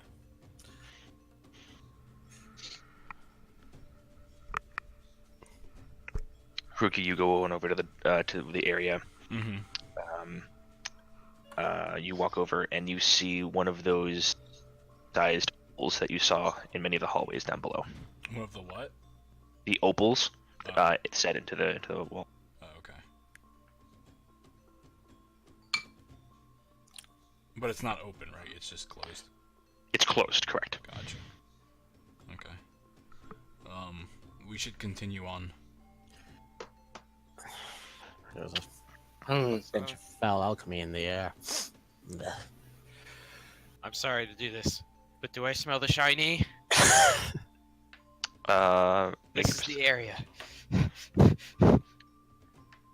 Okay. make 9. a perception check. 9. Fuck. 9. You get nothing beyond the previously described smells. Do I I look see? This is like the kitchen storage area, right? It's a storage area of some kind. Is there food here? Do you open up one of the barrels? Yes. Okay. You open up the barrel right in front of you. Is inside the moldering corpse of a humanoid. Sitting in what seems to be some sort of brackish black-green liquid. Is this food for Elf? No. Mm. We should keep This is- moving. Foul look. Does this liquid in here smell or smell the same as that weird potion-y bit? Is it that part of the smell stronger here? It's no more intense, but it definitely has that smell to it. Okay. I would advise against touching or drinking any of that.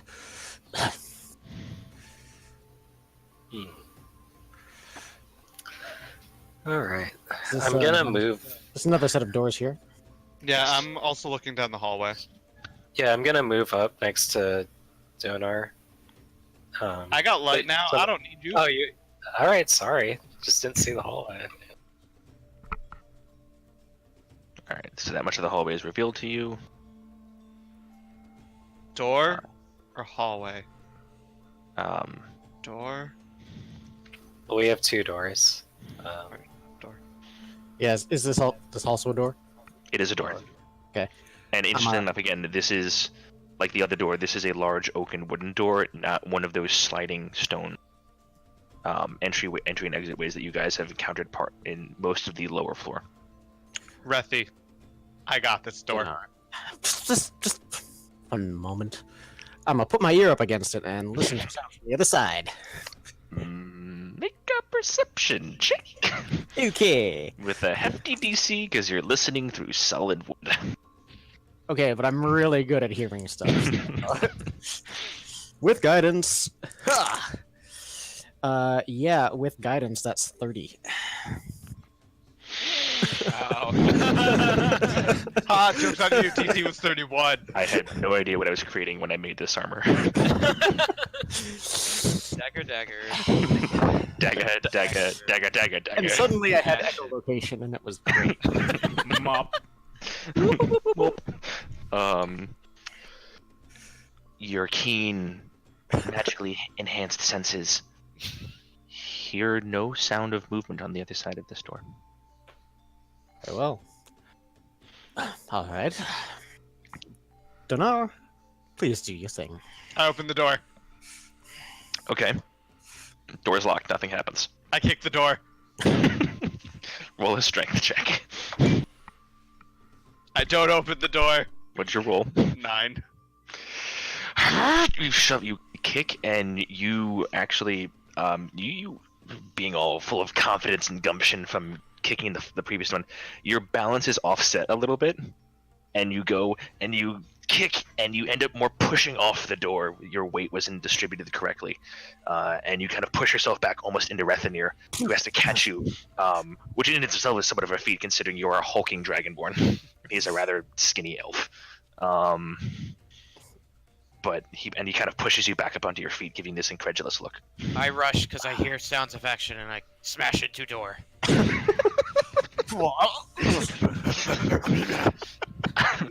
Make a strength check. Swear to God, if you get 18 again, Sorry, I got better. natural 20. 22. 22. Forward, and you smash into the door, completely busting it off the hinges. You yourself carry another 5 or 10 feet, tumbling into the door, landing on your stomach, getting up on all fours, looking around. Shiny. To see a similar but smaller sized statue to what you saw in the main hallway of the bottom temple area. I kick the statue.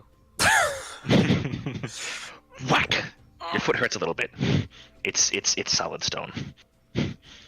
Dndnatur, I hope you're not jealous. I got the other door. Don't worry. You know how? Latar's getting You can frustrated. see He's the gonna door? run in. Where's he running Examine into? the statue. Over here. Okay, make a it's another locked door.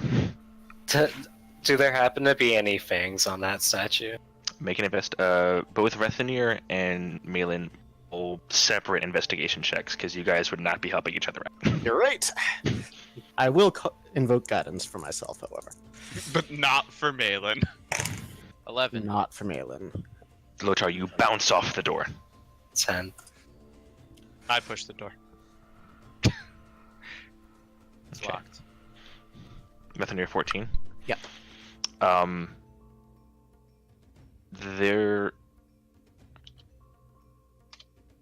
There's an asymmetry to the statue in its face, but you can't.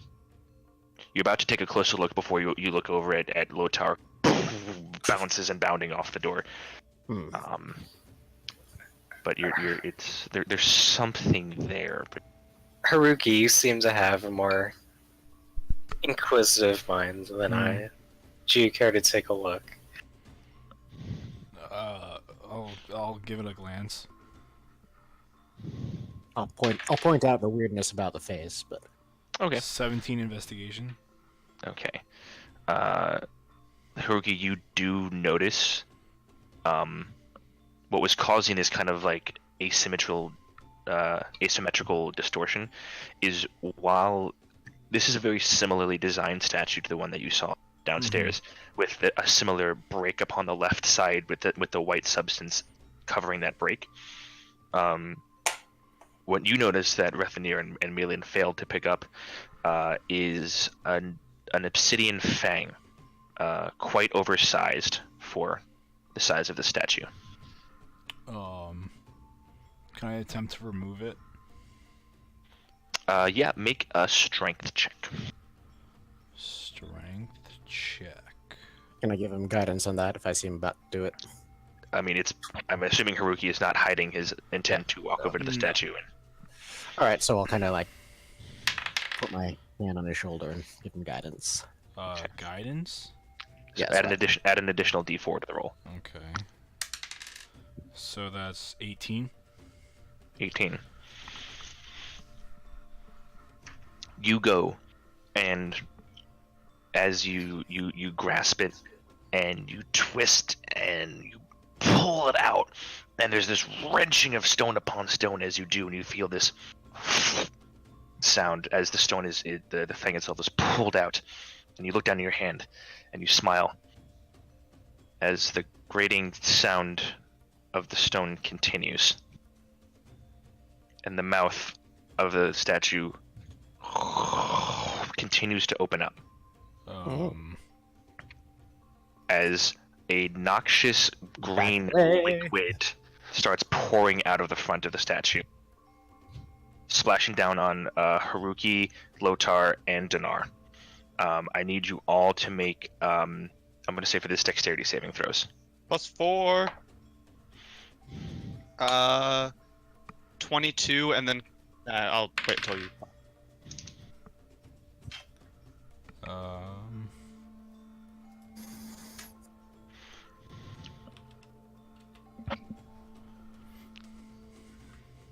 17. All right. Lotar, what'd you roll? Lotar, Sorry. Can you say that again? dexterity saving throw. What'd you roll? Brah.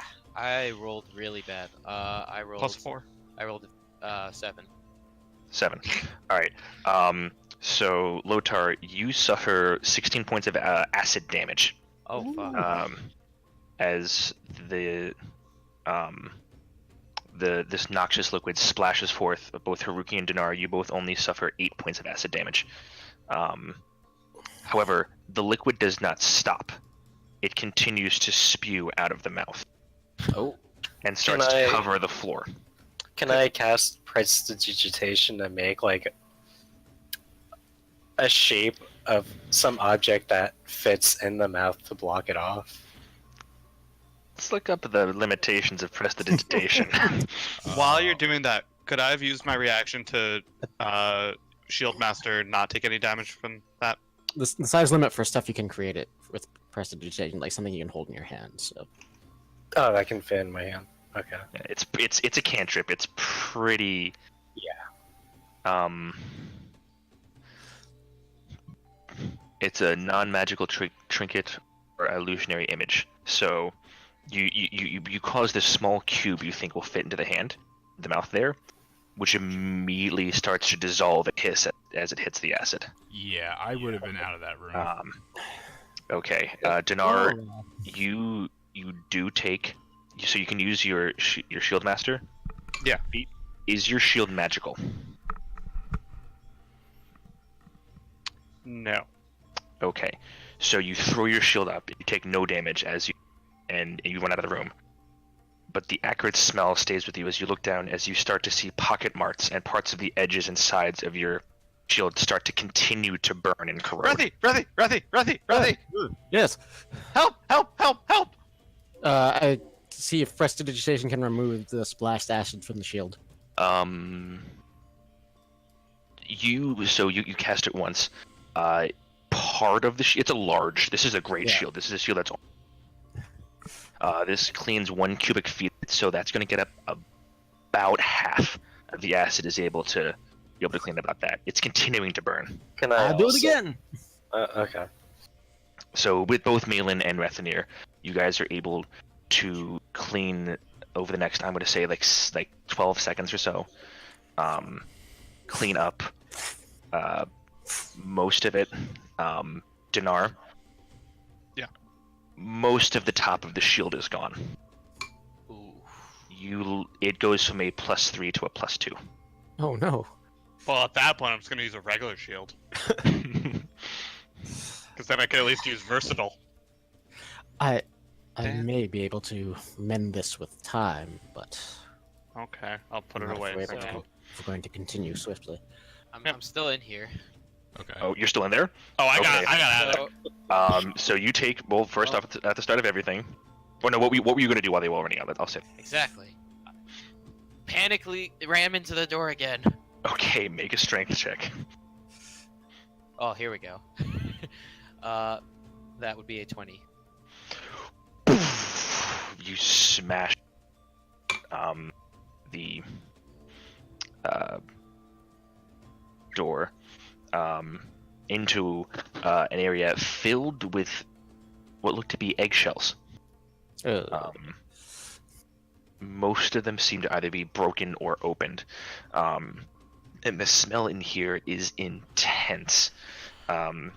As you see slumped into one side, one of those slightly pickled, moldering humanoid bodies that you saw in the barrels before.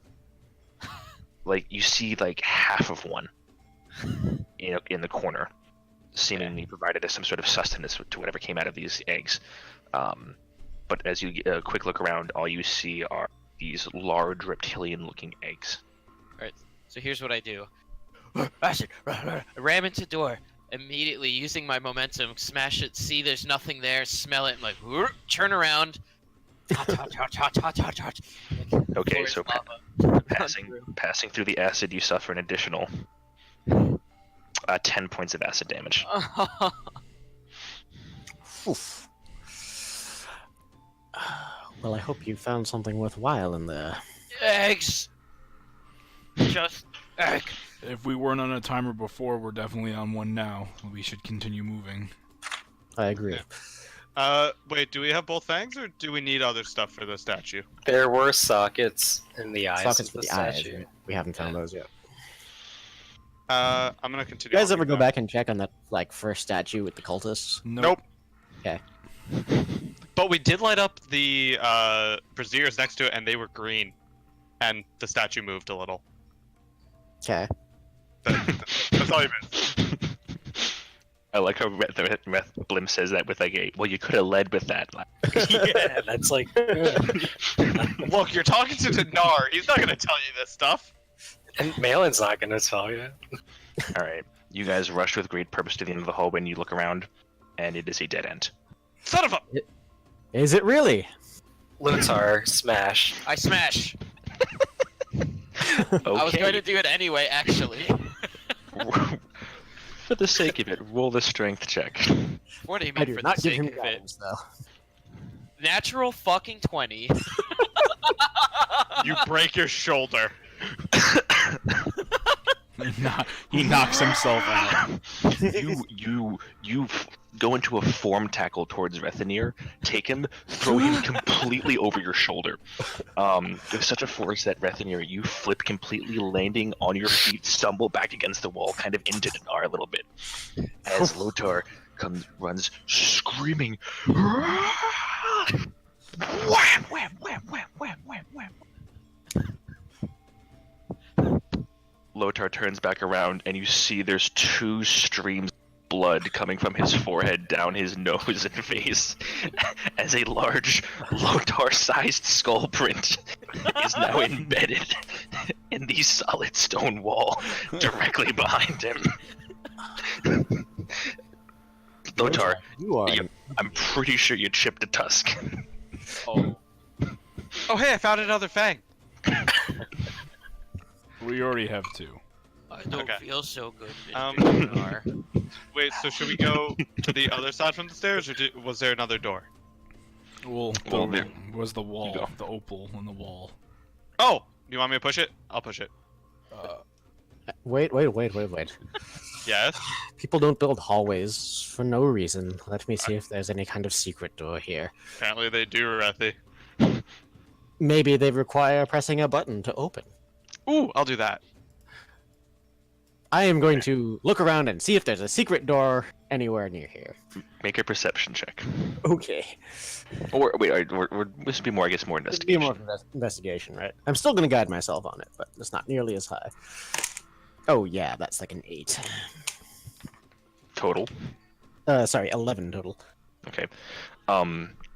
Looking around at the stone structure, most of it seems to be this kind of older, ancient, like dark gray stone. The stone in front of you, where Lotar made his headspace, it does seem to be of a newer cut stone. However, it is laid in purposefully and completely to seal off whatever this hallway used to go to. Like it's not like random rocks like pulled up. It's like cemented and built in to be part of the permanent wall structure. You don't really know for what purpose, but apart from potentially removing the stone itself through various, there's not a lot that can be done. This is a dead-end hallway condition. That's a violation of fire code. Just warning. I'll make sure the second scale gets his on the next OSHA update. I'll make sure that that's included. Please do. So, I mean, we can either investigate more of the opal or continue back from where we came up from the stairs. These are the same opals that I pushed before to open the door? Yes. Correct. I pushed the button. The How ones many that times do you speed up push it? obnoxious fumes before I push opening it the doors. once. Push it once. Yeah. Okay. You push it once. The door slides up. Guys, I don't know why you had so much trouble. I pushed it once each time and it opened. I'm gonna look inside. Your skill with doors continues to impress. I know. Okay.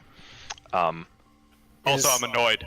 Is the acid stuff still spilling out? So you look over and as you see the room completely, as it hits the threshold where the door would be, you see it start to collect in a small trough underneath the like where the door would sit itself, and seems to kind of dissipate itself back around. It seems like the room was designed to incorporate this acidic trap. So the stone is not none of the stone is melting or corroding away beyond the point of the door. Probably don't want to go back in there. Yeah. But it does not appear that the acid is leaking past like the door threshold. Let me look up something really quick. If it's about my question, I was joking. What was your question? No, never mind. I was joking. It's TMX No. stat block, actually. That's Okay, exactly fair. what I'm looking up. I'm just looking.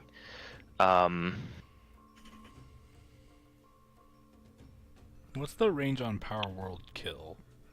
Look, if it was powered, is kill 100 or 50 HP? Below 100. If it's Oh, okay, 100. so they're both 100? No, stun and kill? stun is 50. Oh, I thought stun was 100 also. Okay. There's also Divine Word, which does some very interesting things at different health levels. Look, I'm just excited to use my shiny 3rd level spell slot because I know exactly what spell I'm using. It is the Power most Dndnar kill. spell there is besides knock. Okay, so you walk in, Dndnar? No, I'm just looking in. Okay. I'm here and I'm looking. You see this much. It's extremely dark, and as you press in, you do actually see, get past the threshold, there is a dim light to this room. From 3 separate braziers. And as you press open, you see 3 individuals. One of these brutish, hulking figures that led you in that you've encountered before, these broodguard-looking creatures, and 2 more.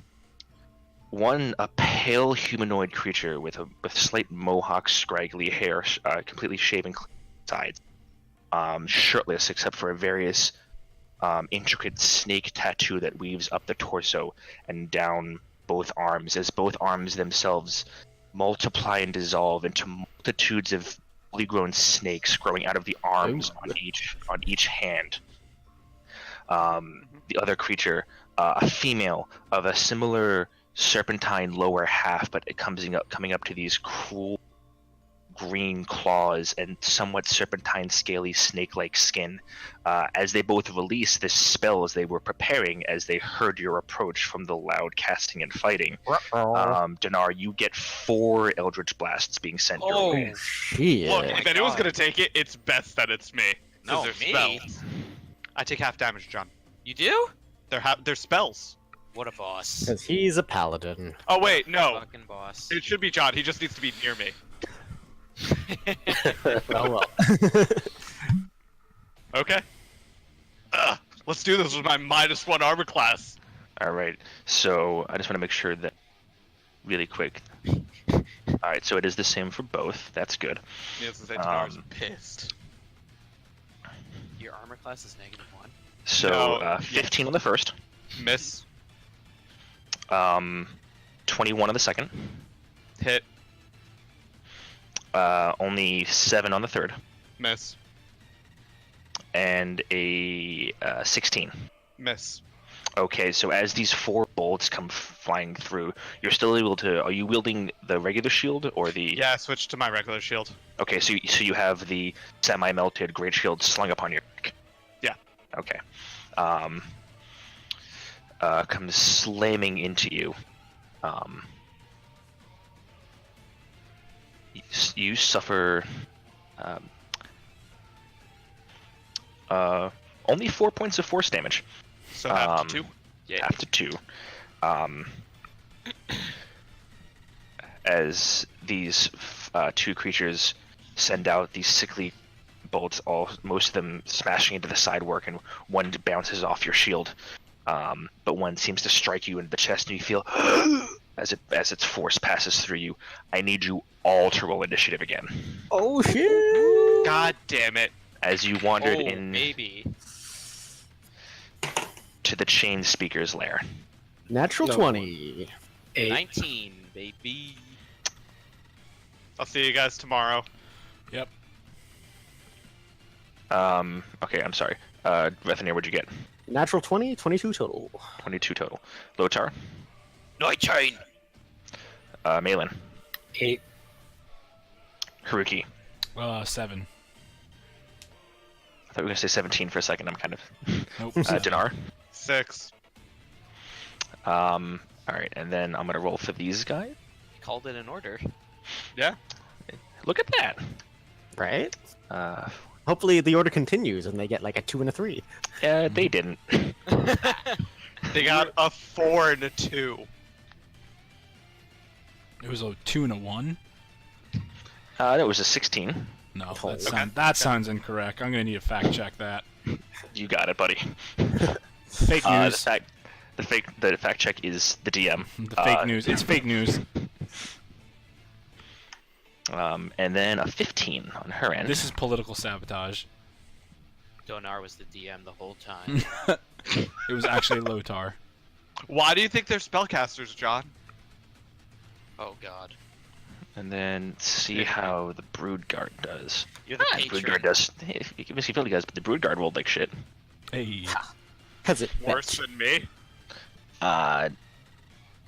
No. Wait, no. Yeah. That's. Hold on. That was wrong. It was actually -1. No, because it's worse than what that should have been. Okay, Oh. cool. It only rolled an 8. Hey, Still better than most of us. that's better Malin, than me. what's your dex? My dex? Yeah, what's your dex score? It's 16. Okay, so you are still quicker than the creature. However, top of the round,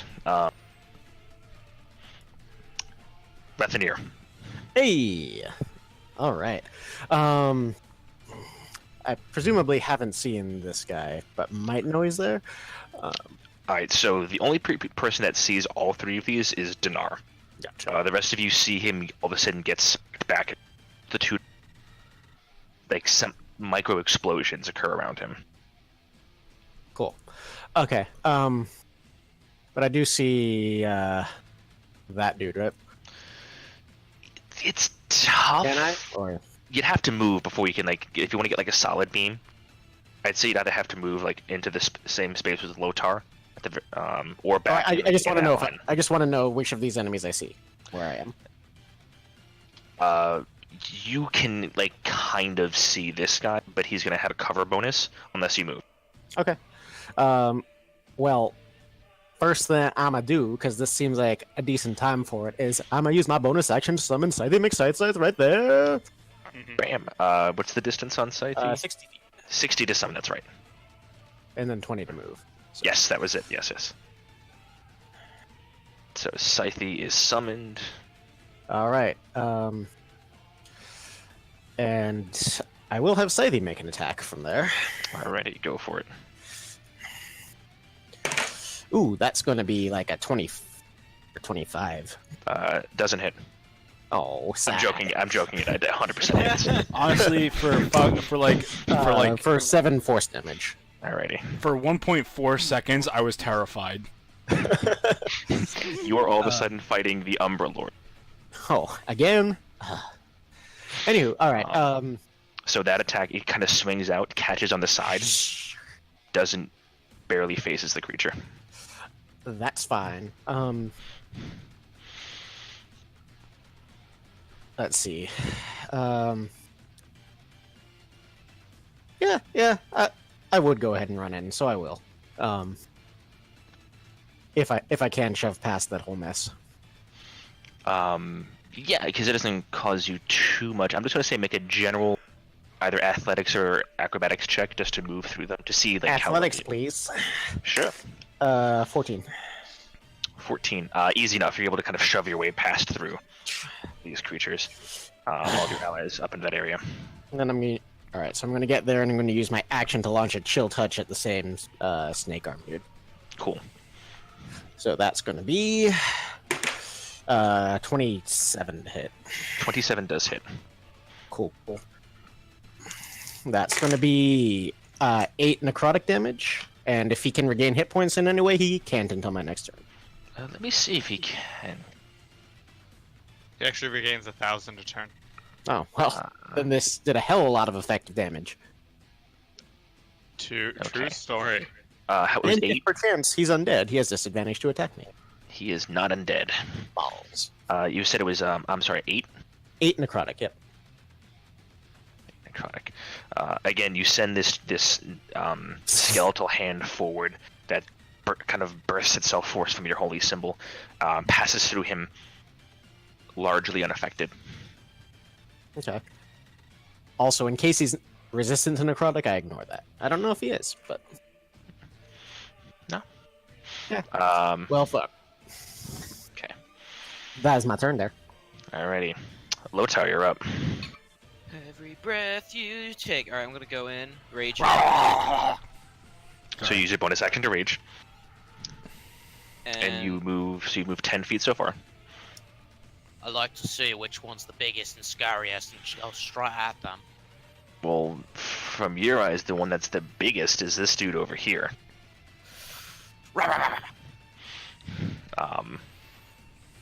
You've never encountered the other two individuals before. They None seem... of it matters. Big, scary attack. All right, go for it. Make your 2 attacks. You're thinking too much about this. I'd just like to applaud John. That'd be a 28. Oh, that hits. Okay. This is what I do. Holy fuck, I was so close to brutal critical. Oh. Wait, that wasn't damage. Whoops. He takes 99.999 slashing necrotic kill damage. And it barely phases him. Okay. Oh, and now I add my rage. Okay, so that's that would be 8 damage regular, and then So 8 slashing damage. yes, and 8 divine fury. 8 from the Divine Fury. Okay, then your rage. I added rage. Okay, so that's total damage. Yeah. Okay, cool. So the one attack, there's this greenish purple blast as the Divine Fury jumps from your blade into this creature, causing it to kind of stumble for a second. It's actually plus 1 more damage because I think I leveled. Alright, second attack. Okay. Fuck me sideways. That's might be my first miss ever. That would be a 13. 13 just hits. Woo! Woo! I don't miss, baby. Oh, bad damage. So that would be 9 damage total, slashing. All right. These two chunks get carved out of this creature. Quickly make short work of the natural scale armor built into this creature. It's not looking like it's having a really fun time. Not so big and scary as I end my turn. It is now the multi-snaked armed individual's turn. Is that the bottom one? Hentai! Oh, as he Lothar begins, just looks over.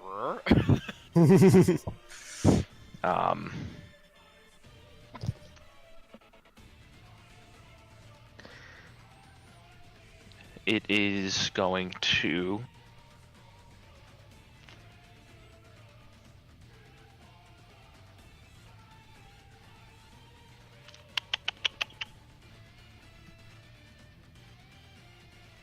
Is going to spend his turn. Sorry, he has a lot of things. I'm refamiliarizing myself with him. Just to make sure, he's the bottom one, right? He's one just bisected. gonna blow kisses. He's this guy right here. Okay. He's just gonna pass his turn because he bitch. He's gonna be like, Um, hey, you want a kiss? He's gonna hold his action for cure wounds on Lothar. Hmm. All right. From where it is, he's going to back up into this corner up here. And is going to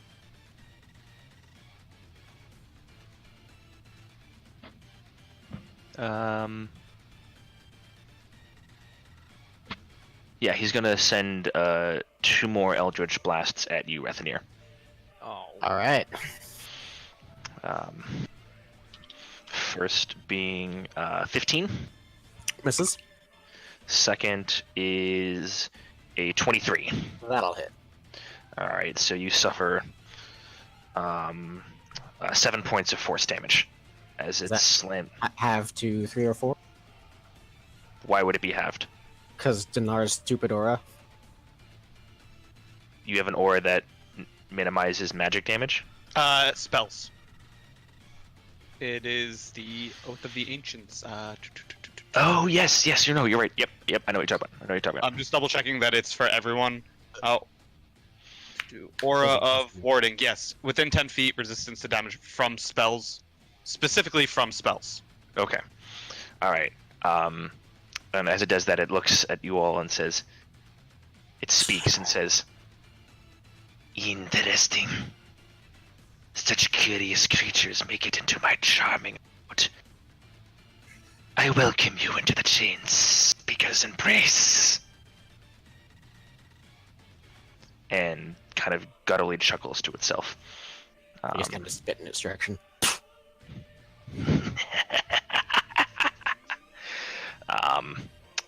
Next up to go is the other entity.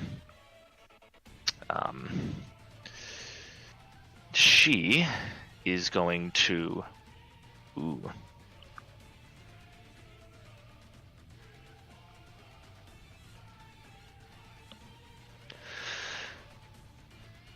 Interesting. Do a funny little dance, yeah?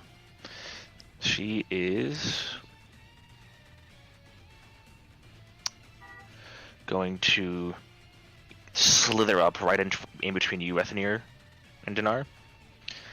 Look at you both, and kind of she brings her arms up. I gotta describe it because my webcam's not working. Brings her arms up in this slow, sultry snakes out from her throat. Stay a while and play.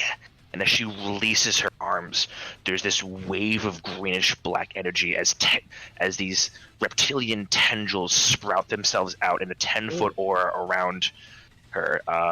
Rethanier, Dndnar, and Haruki, I need you all to make, I believe it's strength saving throws. +4, strength. God fucking damn it. 12. Roll a fucking 3. 24 total. 26 total. Sorry, 25 total. Okay, so, this is what happens. 3. Um,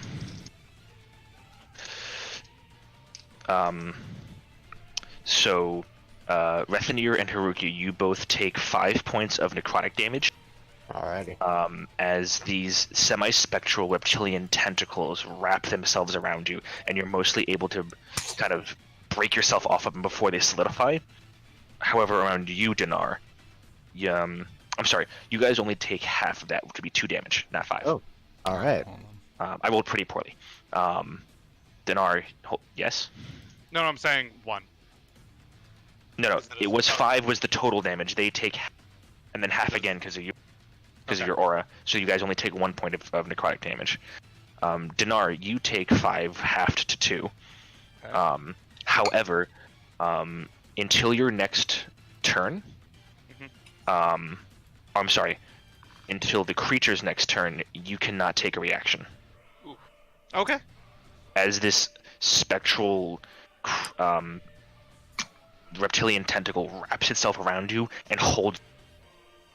Am I grappled too? You are not grappled, but it's more of it's like a spiritual. Gotcha. hold. Okay. I get it. Okay. Good to know. And you hear the sultry chuckle from this creature. Mayland, is your turn. Okay, I'm gonna move 5 feet down so I'm like in the same row as. Okay, and I'm gonna cast a chromatic orb at the lady next to Okay. Go for it. 24 to hit. Nice. 24 definitely hits.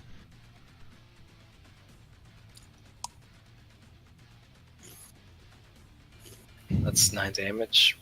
9 damage. Okay. What type of damage? Oh, lightning damage. Lightning. Okay, cool. I have to ask to specify. Sorry. No, it's fine. She kind of shudders from him as this energy kind of passes through her, and then she. Do you do anything else? Yeah. Can I take a potion of healing on my bonus action? You can, yes. Self potions are bonus action. Giving a potion is an action to somebody else. So as a Okay, bonus so- action, you can take. All right, so I'll take a potion of healing. Alrighty. So it's I believe 2d4 plus 4 or plus 2. Oh, 9. Oh, we had those. Common, yeah, 2d4 plus 2. Okay. Alright. So I healed 9 hit points. Alright. I'll be right back. Okay, fine. I'm gonna go pee too. If Breezy asks, I'm gonna walk behind the thing and slash twice. I'm gonna go pee. You know what? Oh, and then I'm try to also knock it gonna down. do that because my turn's not gonna be for a while. Oh.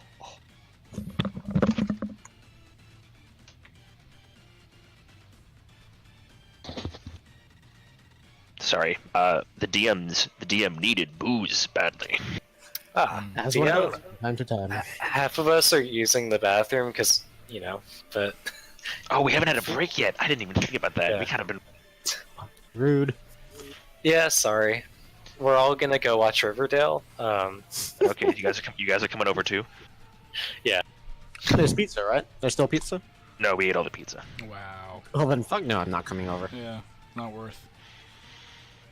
You know, I was starting to make plans to visit Boston to see you and my friend Marissa, but, don't know about that anymore. See what happens when you don't invite friends for pizza?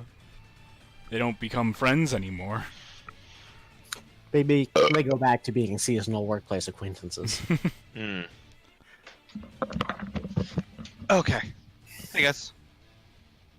I didn't know. I will say, this is Dndnar's favorite type of fight. Casters. Well, all you've seen them do is cast stuff so far. I'm sure Yeah, they so can far, do it's his favorite type of everything. fight. Do you guys remember the, what was her name? Bitchy Mitch slash Rethi's throat bit face. Oh, it was Eric Galnodal. Yeah, her The and Master the guy Assassin. who was, the guy who was in love with her. Ricket. Yeah, do you And how guys you remember wrecked that his fight? shit. I do. You mean the part where you wrecked his shit as you wrecked ours? Yeah. I think I took like 20 damage in that fight. That was so frustrating. It's right, And Eltor Eltor and shamed. Revi both almost died. Yeah, it's fine. Well, to Eltor's credit, he also essentially shamed did spirit bent on revenge into killing itself, so that's pretty cool. That is true. I forgot about that. That had half an undead dragon's face merged into its chest. Which was just in really poor taste, if you think about it.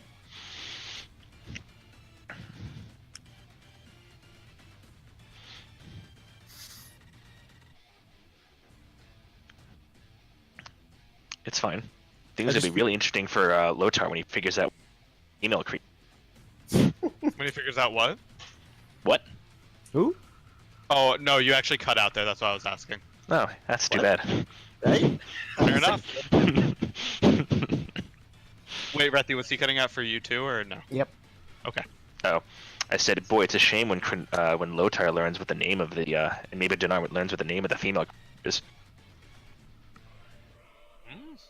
When I learn? You know what? I'm not thinking about it. It was Saria the whole time! Fuck. That's why you got Ew. fireballed before, Dndnar.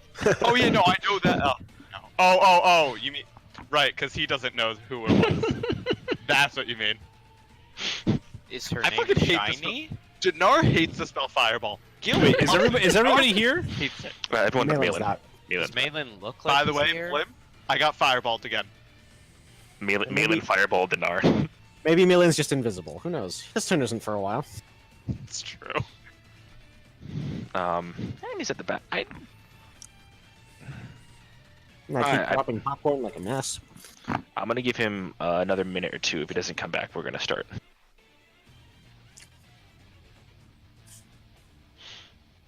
Also, John, yes, I know you can right click and make it loop. Okay.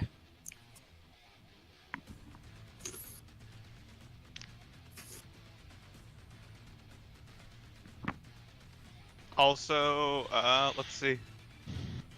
Oh, Malin, if you take one step, I'm protecting everyone except for Lotar. Malin's not here, so. I forgot that, yeah.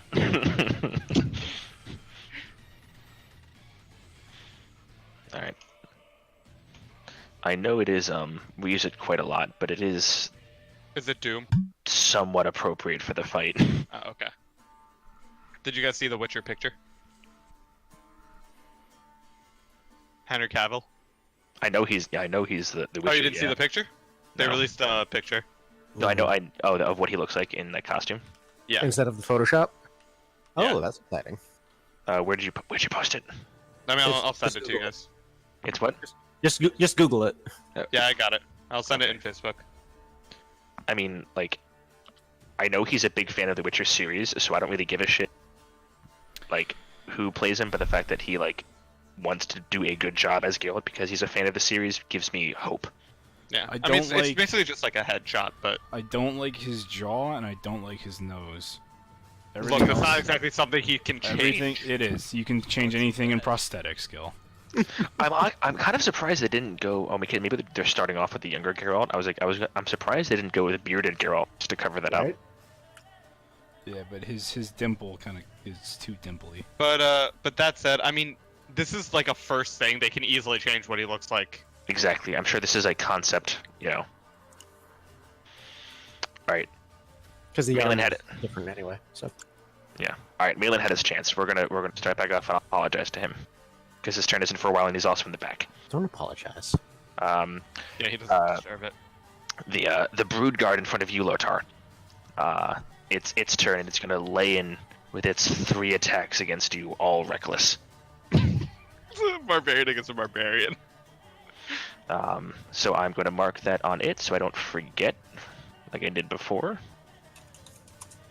As it makes its 3 attacks against the large orcish brute that threw itself into his master's lair. So the first one is the bite is 22. Yeah.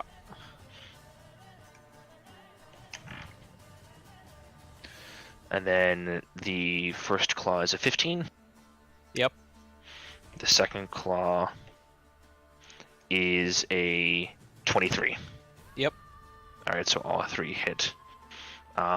First is gonna be the bite. So you suffer. I need a D8. Where's a D8? There's a D8.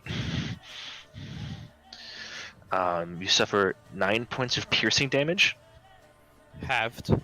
Halved to 4, as well as 3 points of poison damage. That's what I was waiting for. As you recognize this brood guard, well, you don't recognize this. Dndnatur recognize this brood guard is more hulky and dangerous looking, more similar to the ones that accompanied the party that assaulted the tavern where Krenor was killed. Oh, as opposed to like the ones downstairs. As opposed to the ones downstairs. It's still like there's some like makeup, but this one seems and a bit more dangerous. And the mental image of that, even as you are being magically restrained by this creature, you can't help but that anger pulses in the back of your head as you make that realization. You being the only one that can really see at this point. Haruki, it is your turn. Hey. I never will damage for the claw attacks. Sorry. Before we get to your turn. Damn it.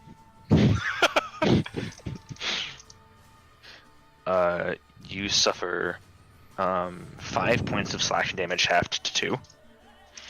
And 9 points of slashing damage, halved to 4. Some Right. odd numbers. Really, we jump back into combat. Okay, cool. You're fine. Nothing's happened to you. Awesome. Actually, you would Cool. kind of get a notice at this. The same thing. The brood guard, brutish creature that Lotor is engaging is of a very similar makeup to the larger, more dangerous versions that you encountered that tore Krenor asunder. Oh, the ones that had like power surges or whatever action. Yeah, the surges. ones that they could attack recklessly, but also do additional like poison damage, and they seem to have longer, sharper claws.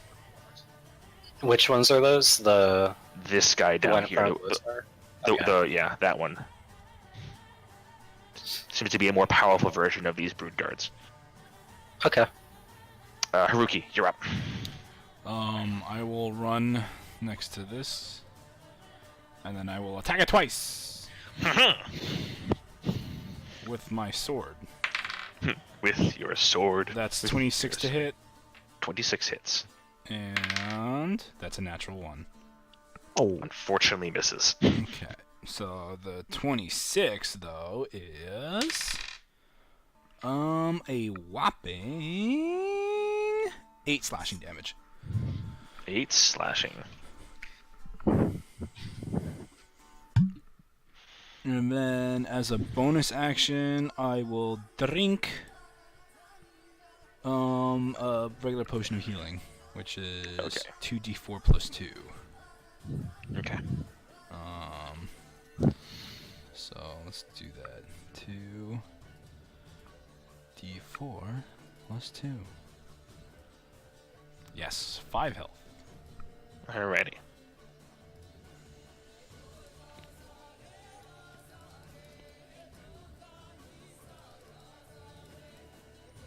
And that is it. Okay. Dndnatur, it is your turn. Can I walk to the other side of her, or am I like stuck or? Make a quick athletics check. I mean, if I you mean, say should that we- it's difficult, I'm just gonna stay right here. Because it's flanked by other members of the party, you can potentially move past it. I'll This just is- attack it from here. Okay. Is it starting to look at all like it took damage, or is it?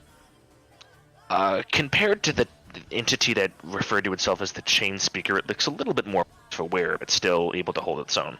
Okay, I'll just attack it twice. Okay. Natural 20. Nice. Oof. And, you know what? Fuck what I was gonna do. I'm gonna pump a second level spell slot into that. Do it. Alrighty, pump that smite. Do you want me to roll the next attack too? It's up to you. I'll just roll the next one. 24. Also hits. Okay, so the first one. Where is smite? There it is. Just to make sure it's not undead or fiend, right? It is not an undead nor a fiend. Okay, so that's 2d8. So 3d8.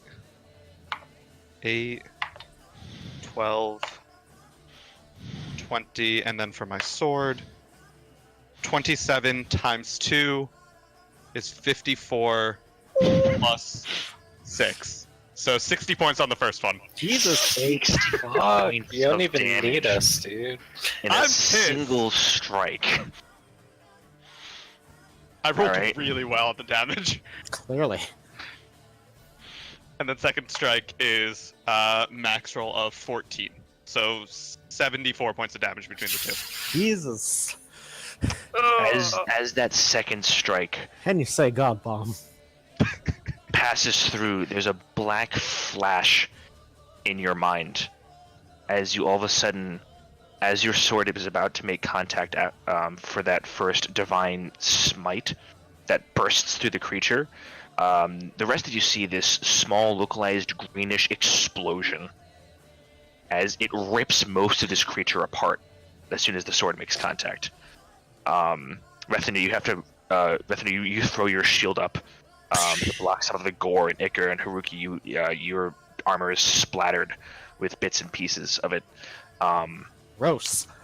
Dndnar, as most of its scales are kind of burned off. And Dndnar, as that sword makes contact, you don't see the greenish flash. Instead, what you see in your mind, you are instantly transported back to that small temple of the Raven Queen, to the riddle you were given. Oh. And with that second strike, as it crashes down, how do you want to do this? I guess I want to, like, cleave it, and thinking of, hey, this is probably a nightmare type thing, based on the riddle and everything. It's nightmarish. I want to make that cleave somewhere around the heart area. Okay. Sort of. So you bring your sword back again, as it's kind of writhing in front of you. Most of its skin burnt and sundered, almost completely ruined before you. And you bring your second strike down in a stabbing motion, stabbing it right between where the two clavicles would meet. Right, like where your voice box is almost. Stabbing completely through, poking out the other side as the creature... It reaches out for you as blood begins to just pour openly from its mouth.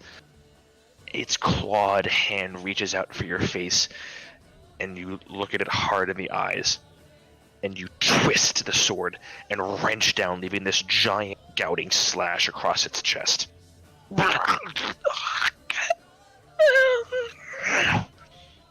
And it slumps to the ground. Just so you're aware, Dndnar did a little over half its health in one attack. Nice. Just, That's a record for me, by the way. that would have killed me outright. I think it would have killed most of us outright. Yeah, that would have just killed. Yeah. Paladins, Divine man. Smites. Divine Smites. It's their... Because they get to decide after they hit if they want to dump a smite into it, man. It's pretty great. It's pretty amazing. What else would you wish to do? I just want to move the 30 feet closer to the other guy. I'm just going to go up here. I can't reach him, but here. Okay. And I'm just... You know what? I'm going to say in Draconic. Stop. Sort of like glaring at him. That's it. That'll be my turn.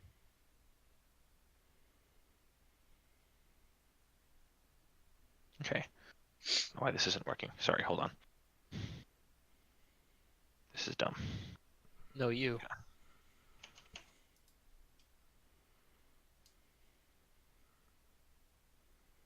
God, I hate. I rolled an 8, a 7, an 8, and a 4 out of 4 d8s. Nice.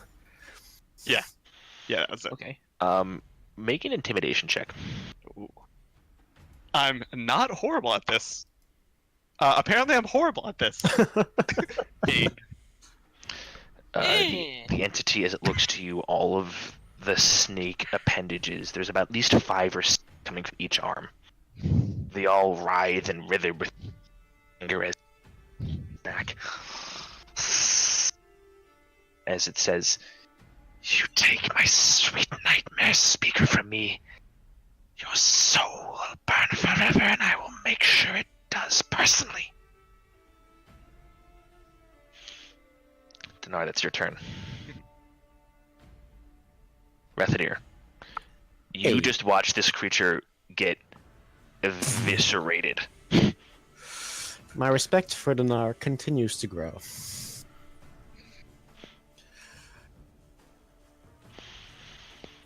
My turn, yeah? Yeah. Alright. Well, Lotar can do his thing over there. Oh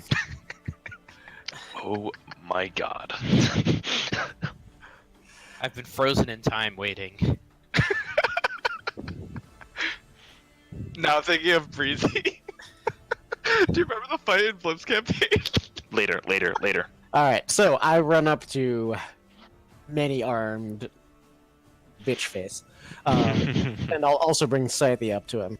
Go ahead and attack with Scythia as my bonus action. Okay.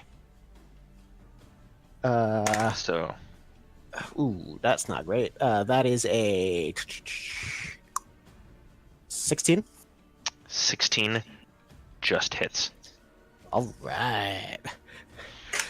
For 10 force damage. 10 force damage, alright?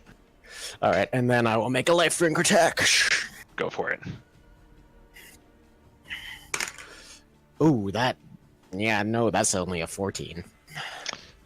You go to swing, and he just kind of takes like a half step backwards, and the blade passes about 2 or 3 inches away from its neck area.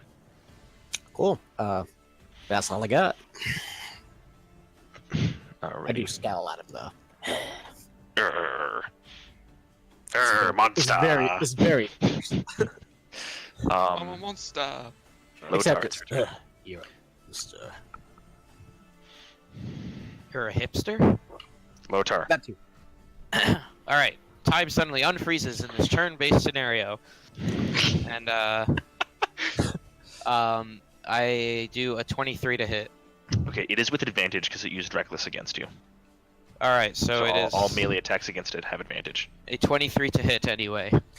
23 definitely hits. Okay. That will be 11 slashing and 6 necrotic. Okay. You send once again your axe kind of carving through, smashing, carving a deep wound to its side. It's not looking great. Slash again. Critical. Ugh. That would be a 18 to hit. 18 does hit. Achoo! Achoo! Fuck. That's 2. That'll be 9 slashing. 9 slashing will do it as you bring the other axe forward, smash it into the sternum chest of the creature, and it buries itself deep into the chest of this brutish individual, and you kind of pull it out, and as you do, there's this large gout of blood that follows, rips it out. It open. Most of its innards now fall to the ground. Sad. Very dead. Now this is a creature, right? No. That you see is some sort of humanoid strung up on a rack. Don't care. Moving in over here. Okay. That's it. All right. the chain speaker, as it referred to itself, title. It's its turn. It's going to look out at all of you, and as it raises its arms up, all many shudder and convulse. As it looks to all of you and just says, "You will be my playthings. Go to sleep. I need Lotar, Rethanir, Dndnatur, and Haruki to all make Constitution saving throws." Ooh, good thing I got a Constitution. Constitution save. Oh, baby, that is insane. 25. 17 for me. You guys get +4 because you're next to Donar, right? Yeah, I'm including that. 29. Holy shit, John. Okay. You all succeed.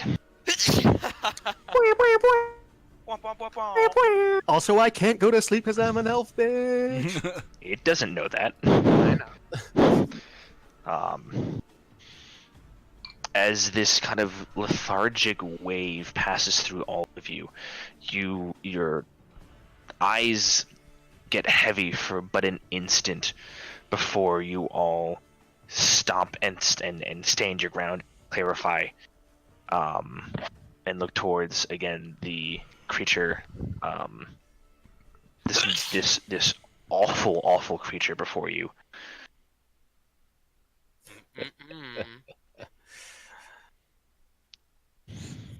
Ready.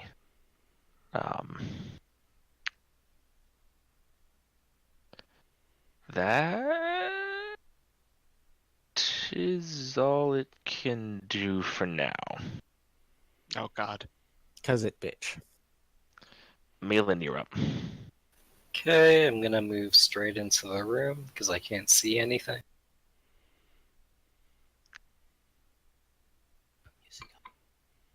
Okay, I'm going to say to Salad Fingers over here, in common for once, stand down. All we want to do is talk to the second scales and negotiate terms. We have no attachment to that town, and I think we can come to an amenable agreement between us and the second scales. If you stand down and take us to him, at least you guarantee you'll live past right now. Okay, this is going to be your action and your bonus action, because that was That's quite fine. the speech. Yeah. Make a persuasion check with disadvantage Okay. as you stride over the body of its companion to make the. He was just a bullet point in my argument, though.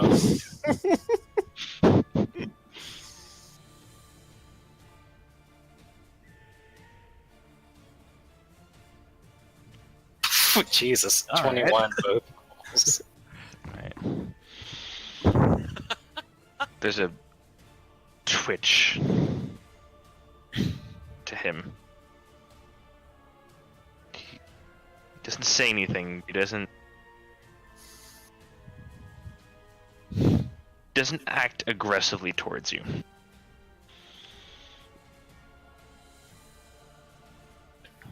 So I could keep forgetting Lotar's there. Yeah, I feel like his turn's always right after mine, too. Is it? Not this time. Ah, thank God. Okay. All right. Is that your? Do you wish to move anywhere else? I'm gonna move 5 feet up a little bit. Okay. That's it. I guess that would have been revealed. Yeah. Hold More snake. on. Okay. Also, as a point of hilarity, I never switched light from Donar's great shield to his regular shield, shining. Nadaar is a lightning is a firefly right now. Malin's just blinded right now. Broodguard does not get a turn because it's fucking dead. Yeah. Haruki, you're up. Ah, okay. Well, I'm going to, let's see, how much movement do I have? 30 feet of movement. I'm going to run up to him and take my 2 attacks, because this is fucking war, and I don't understand why we're trying to converse with the enemy. So, that would be 11 to hit on the first strike, which misses. Mm-hmm. And then 15, 16, 17, 18, 19, 20, 21, 22, 23. 23 on the second. 23 does hit, yes. And that is a whopping 5 points of slashing damage. 5 points. You go to strike, and he like goes to bat away your arm, or your sword with his arm, and it cuts into him a little bit as it gets. Your words and actions do not coincide, strange speaker. You will all fall to him. Shaking my head. We need to have a group conversation at some Guys, point. guys. I mean, you guys are like, hey, like, after we kill half of the group, okay, now let's stop. Now, that's- like, let's. Yes, Malin, I'ma still smack him. Malin- It's fine. It's okay. Guys. All right. That's my Moving on. Dndnar, it's your turn. My turn. Why are there arrows? Oh, that's to Lotar. Okay. But I can't. Can I reach from over here? It'd be a severe penalty if you Or do. would this be better? You could do that, yes. Okay. I'll go here. Okay, And I will attack twice. go for it. 16 Uh-huh. and 27. Mm-hmm.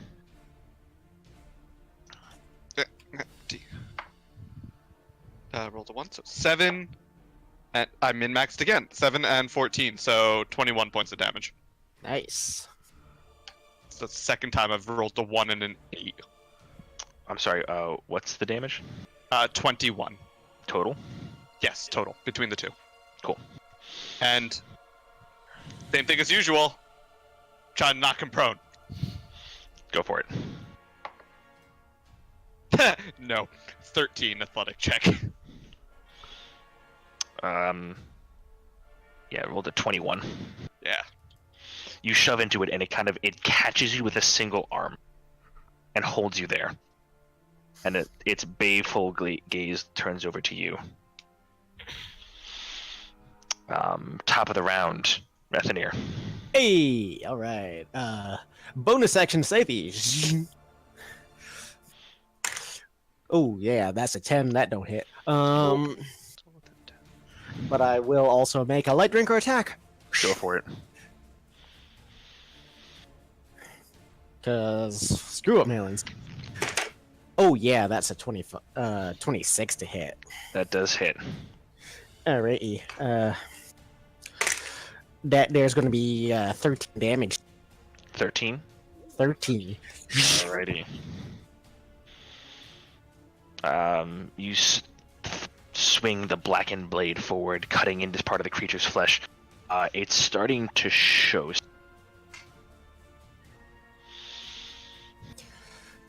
Do you wish to do anything else? Nope, I'm cool. Right. Lotar, I'm just your gonna turn. continue scowling at it. Okay.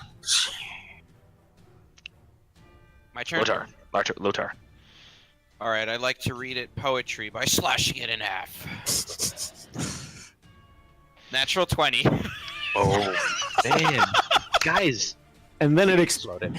you can spread these out over like different campaigns, all right? Oh, Nope, nope, we're gonna use them all right now. Oh, I rolled 4 natural ones in the first 2 sessions of this arc. You think you lost your sword? 10, Too many times. 16, 17, 18. I mean, I've rolled 3 natural ones tonight so far, so. Focus. Focus. 1, and then I'm gonna use Orcish Fury just for flavor. And then that'll do holy tits.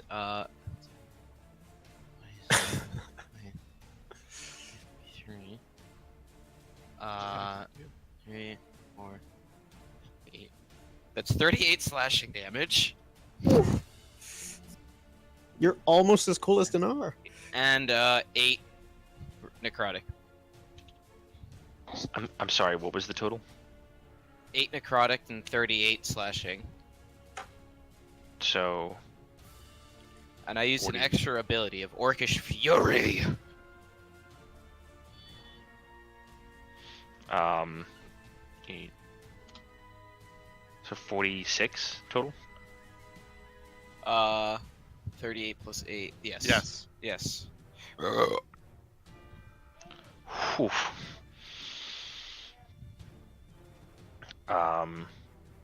That was your total for both attacks? Yeah. Oh, that was my once. My first hit. Okay. 46? Yeah. Damn. I critted and I used Orcish Fury. Alright, so Alright. one Second more attack. Oh, it's not dead. Wow. That would be a Wow. 21. 21 does hit. Fuck. And then that would be 9 9. slashing. Okay. No. Sorry. 9. 12 slashing. Okay. Can you even math, bro? Alrighty. Anything else you wish to do in your turn? Why not dead? Die! He's not shiny. That's why. No crow.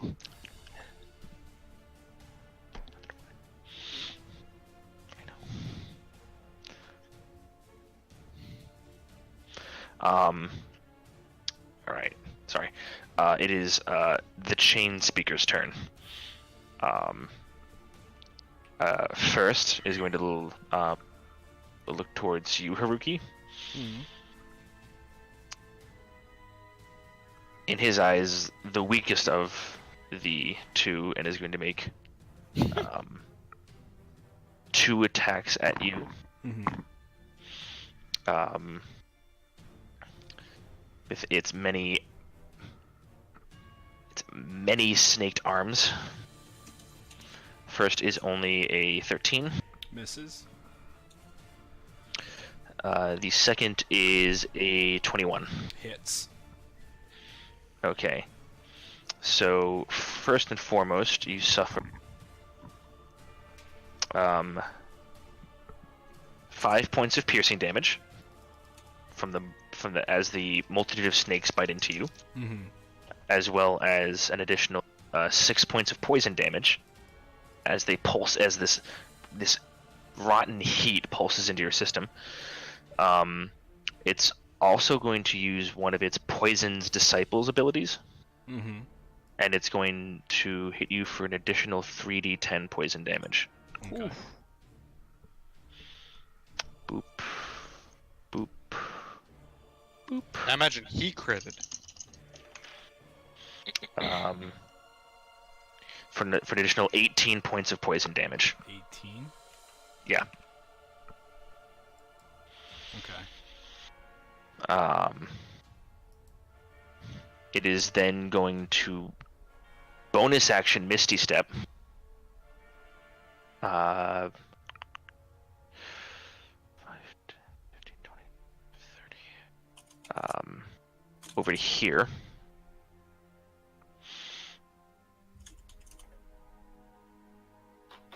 And is going to run up to the door here. Let's see if he remembers. He doesn't, so he starts fumbling with the door over in this Do we area. get opportunity attacks? You don't, because Misty Step is instantaneous. Oh, sorry.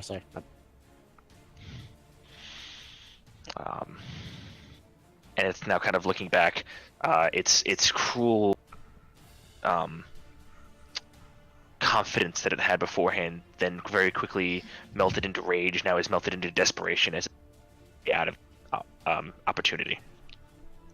However, it did not seem to remember what it should have remembered about something, so it is fumbling with something on Malin, it's your turn. I'm just face palming. And I cast Hold Person on Salad Fingers. Okay. It does have magical resistance, so it gets advantage saving. The save is 18 wisdom. No, not with that. Well, then 8 total. So as it goes to do whatever it's trying to do with this door, it freezes up. Nice. And just say, Actually, well, no, I'm sorry. Oh, Hold on a second. Not a person. Less nice.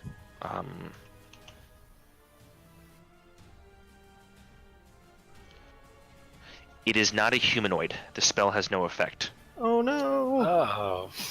It is considered a monstrosity, not a human. Well, okay So then. you go to cast that, and it. Not that you know that. And as you think the spell should work, because it's a creature of humanoid size. No effect. Okay. You're level 9. You have Hold Monster now. Well, then, yeah, that would be a nice spell to have. That's my turn. Okay, Haruki, is your turn. I will. I believe we can get up to him again because I'm a fast motherfucker. Well, these things here, these are large, either like tables or sarcophagus-looking things that you have to maneuver around. You can still get there, but it's not like a direct path. 20. And then, Another 20. yeah, you'd be able to get there. Going that way, no issue. So wait, could I get? Hold on, I want to see if I can position here. 20. Yeah, I could. Okay, cool. I will get right here. I will take my 2 attacks at him. Okay. First attack is 16 to hit, 16 just hits. and the second attack is a 19 to hit. Mm-hmm. Also hits. So the first attack is 9 slashing damage and 7 slashing damage. And then as a bonus action, I will use Second Wind. Alrighty. So that's 1d10 plus 9. So that's 13 health.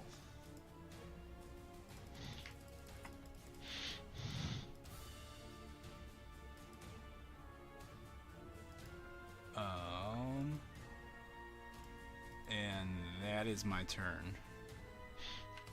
Alrighty.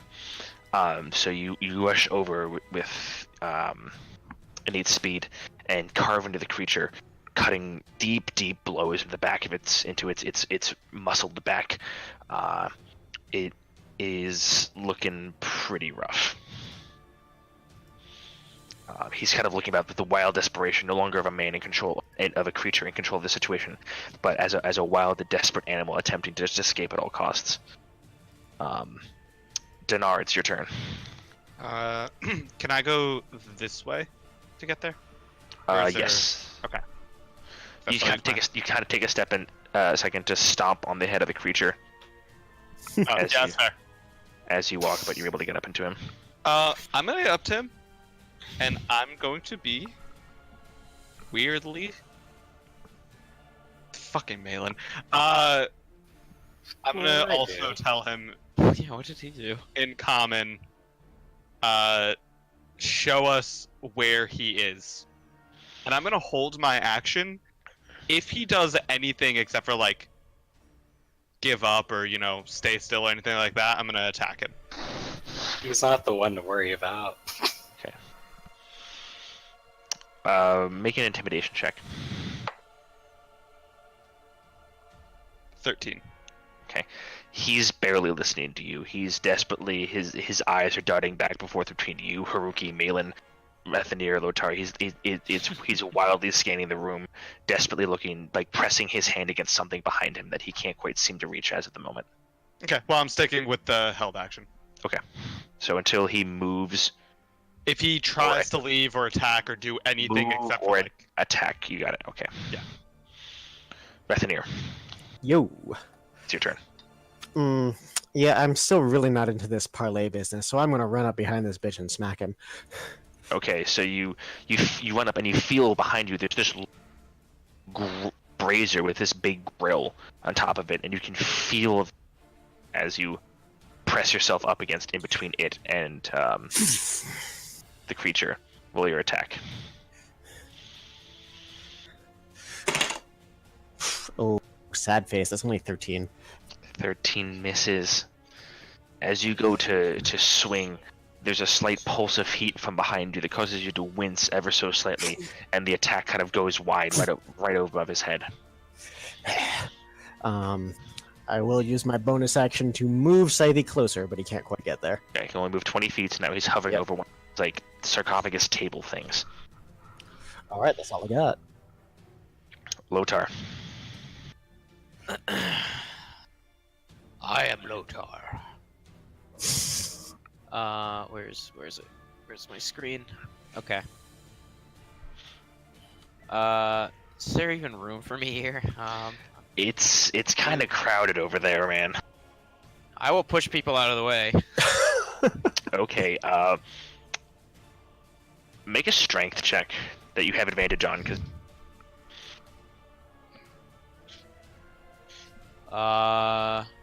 that would be a 14. Rethanier, make an acrobatics or athletics check. That'll be an athletics. 19. Lotar, you try to force your way through. You can't quite get an angle on him. You can make attacks if you want, but they're going to be at disadvantage. Alright. New plan of action. I'm gonna tackle him. Okay, that's also going to be a disadvantage because you can't quite... That's fine. Okay. Make Recklessly. Reckless is for attacks, not checks. Fuck. Alright, so make an athletics check with disadvantage. Okay. Fuck. It's also going to be a hefty bonus to him because you're trying to force your way through.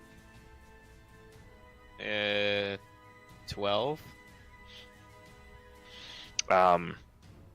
You go to try to push forward, and as you do, you get yourself caught on the side of Dnar's shield, and instinctively Dnar just kind of bashes it away, thinking it's an enemy. Looking for this as like, oh shit, it's you. You can't quite make your way there. He rolled an 18. Why are you blocking me?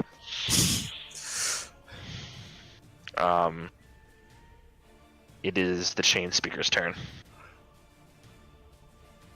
Immediately, he's going to look at you all. This isn't over. You will die. Either by their hand or his. As he... Nope, not that. As he vanishes from sight. Oh. Is this counterspellable? He is casting a spell. I'd like to counterspell that. Nice. at what level? boy. 9. The only level to counterspell at.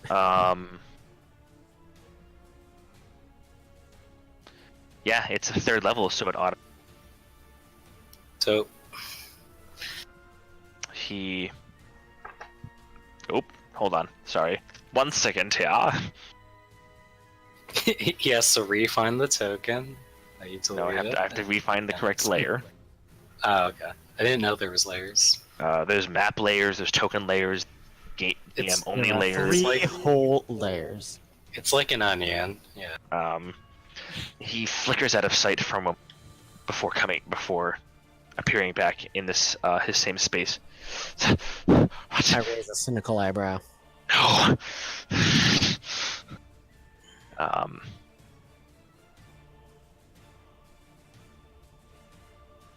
Yeah, he's gonna go for it. He places his hand on the button he was just scrambling for before on the wall. This section of the wall right here flies up, and as he brings his hand away, there's a spray of poison mist out. That technically only Rethanir and Malin would have to. This is kind of a. I mean, I'm okay either way. Would him reaching for the button trigger Donar's action that he was holding? He hasn't attacked and he hasn't run away.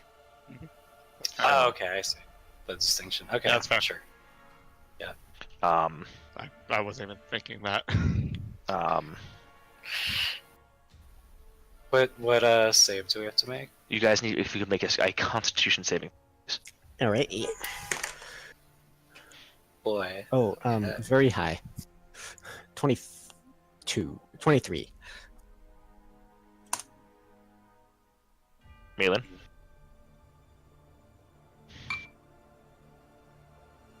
$17. Okay, you both only suffer 4 points of poison damage as the noxious fumes attempt to find their way into your system, but you're able to kind of bring yourself out of it before the poison takes any real effect. However, the door is open and he is going to attempt to sprint into there. Dndnar, this is your held action and then opportunity attacks from both Rethanir and Haruki. All right. Would that also be a reaction for me, or no, once it leaves my range? I mean, it's the same thing, because it's an attack either way, because that's what you held. You said you But held an do I- attack. You have to use your reaction to use a ready action, so. Oh, do you? Yeah. Okay, so, but I get 2 attacks, right? Because it's the No, attack action. you get 1 attack. Oh. Well, no, now I know- because you held you held your readied action. Yes. So yes, you get 2 attacks. Okay. Everyone Yeah, else that's can take 1. And I could cast a spell. Let's see if I do. I rolled a natural 1. I rolled a natural 20. Okay. No, 14. I'm just And a a what? light. I'm just gonna light drinker him. Okay, so what was your second attack, Dndnar? 14. Oh yeah. What'd you roll? A hella hit with like a 28. Okay. Dndnar and Rethanir, how do you two want to do this? I'm gonna bring up light drinker with like a kind of like underarm swing that cleaves off one of the guy's legs. And I'm gonna go for his like shoulder as he's doing that, so it's like a low high type thing. Okay, so in the most horrific scissoring that any of you have ever seen, these 2 magically blades, one powered by the divine right of natural order, and the other one a dark, brightness devouring entity, cleave into the creature. One Rethanir, you carve off one leg right at the hip stump, and he screams out.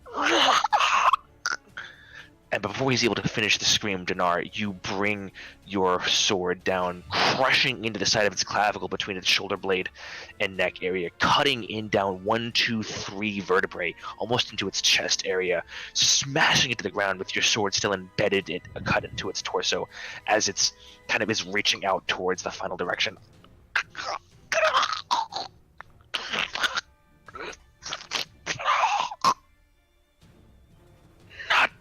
Naadar!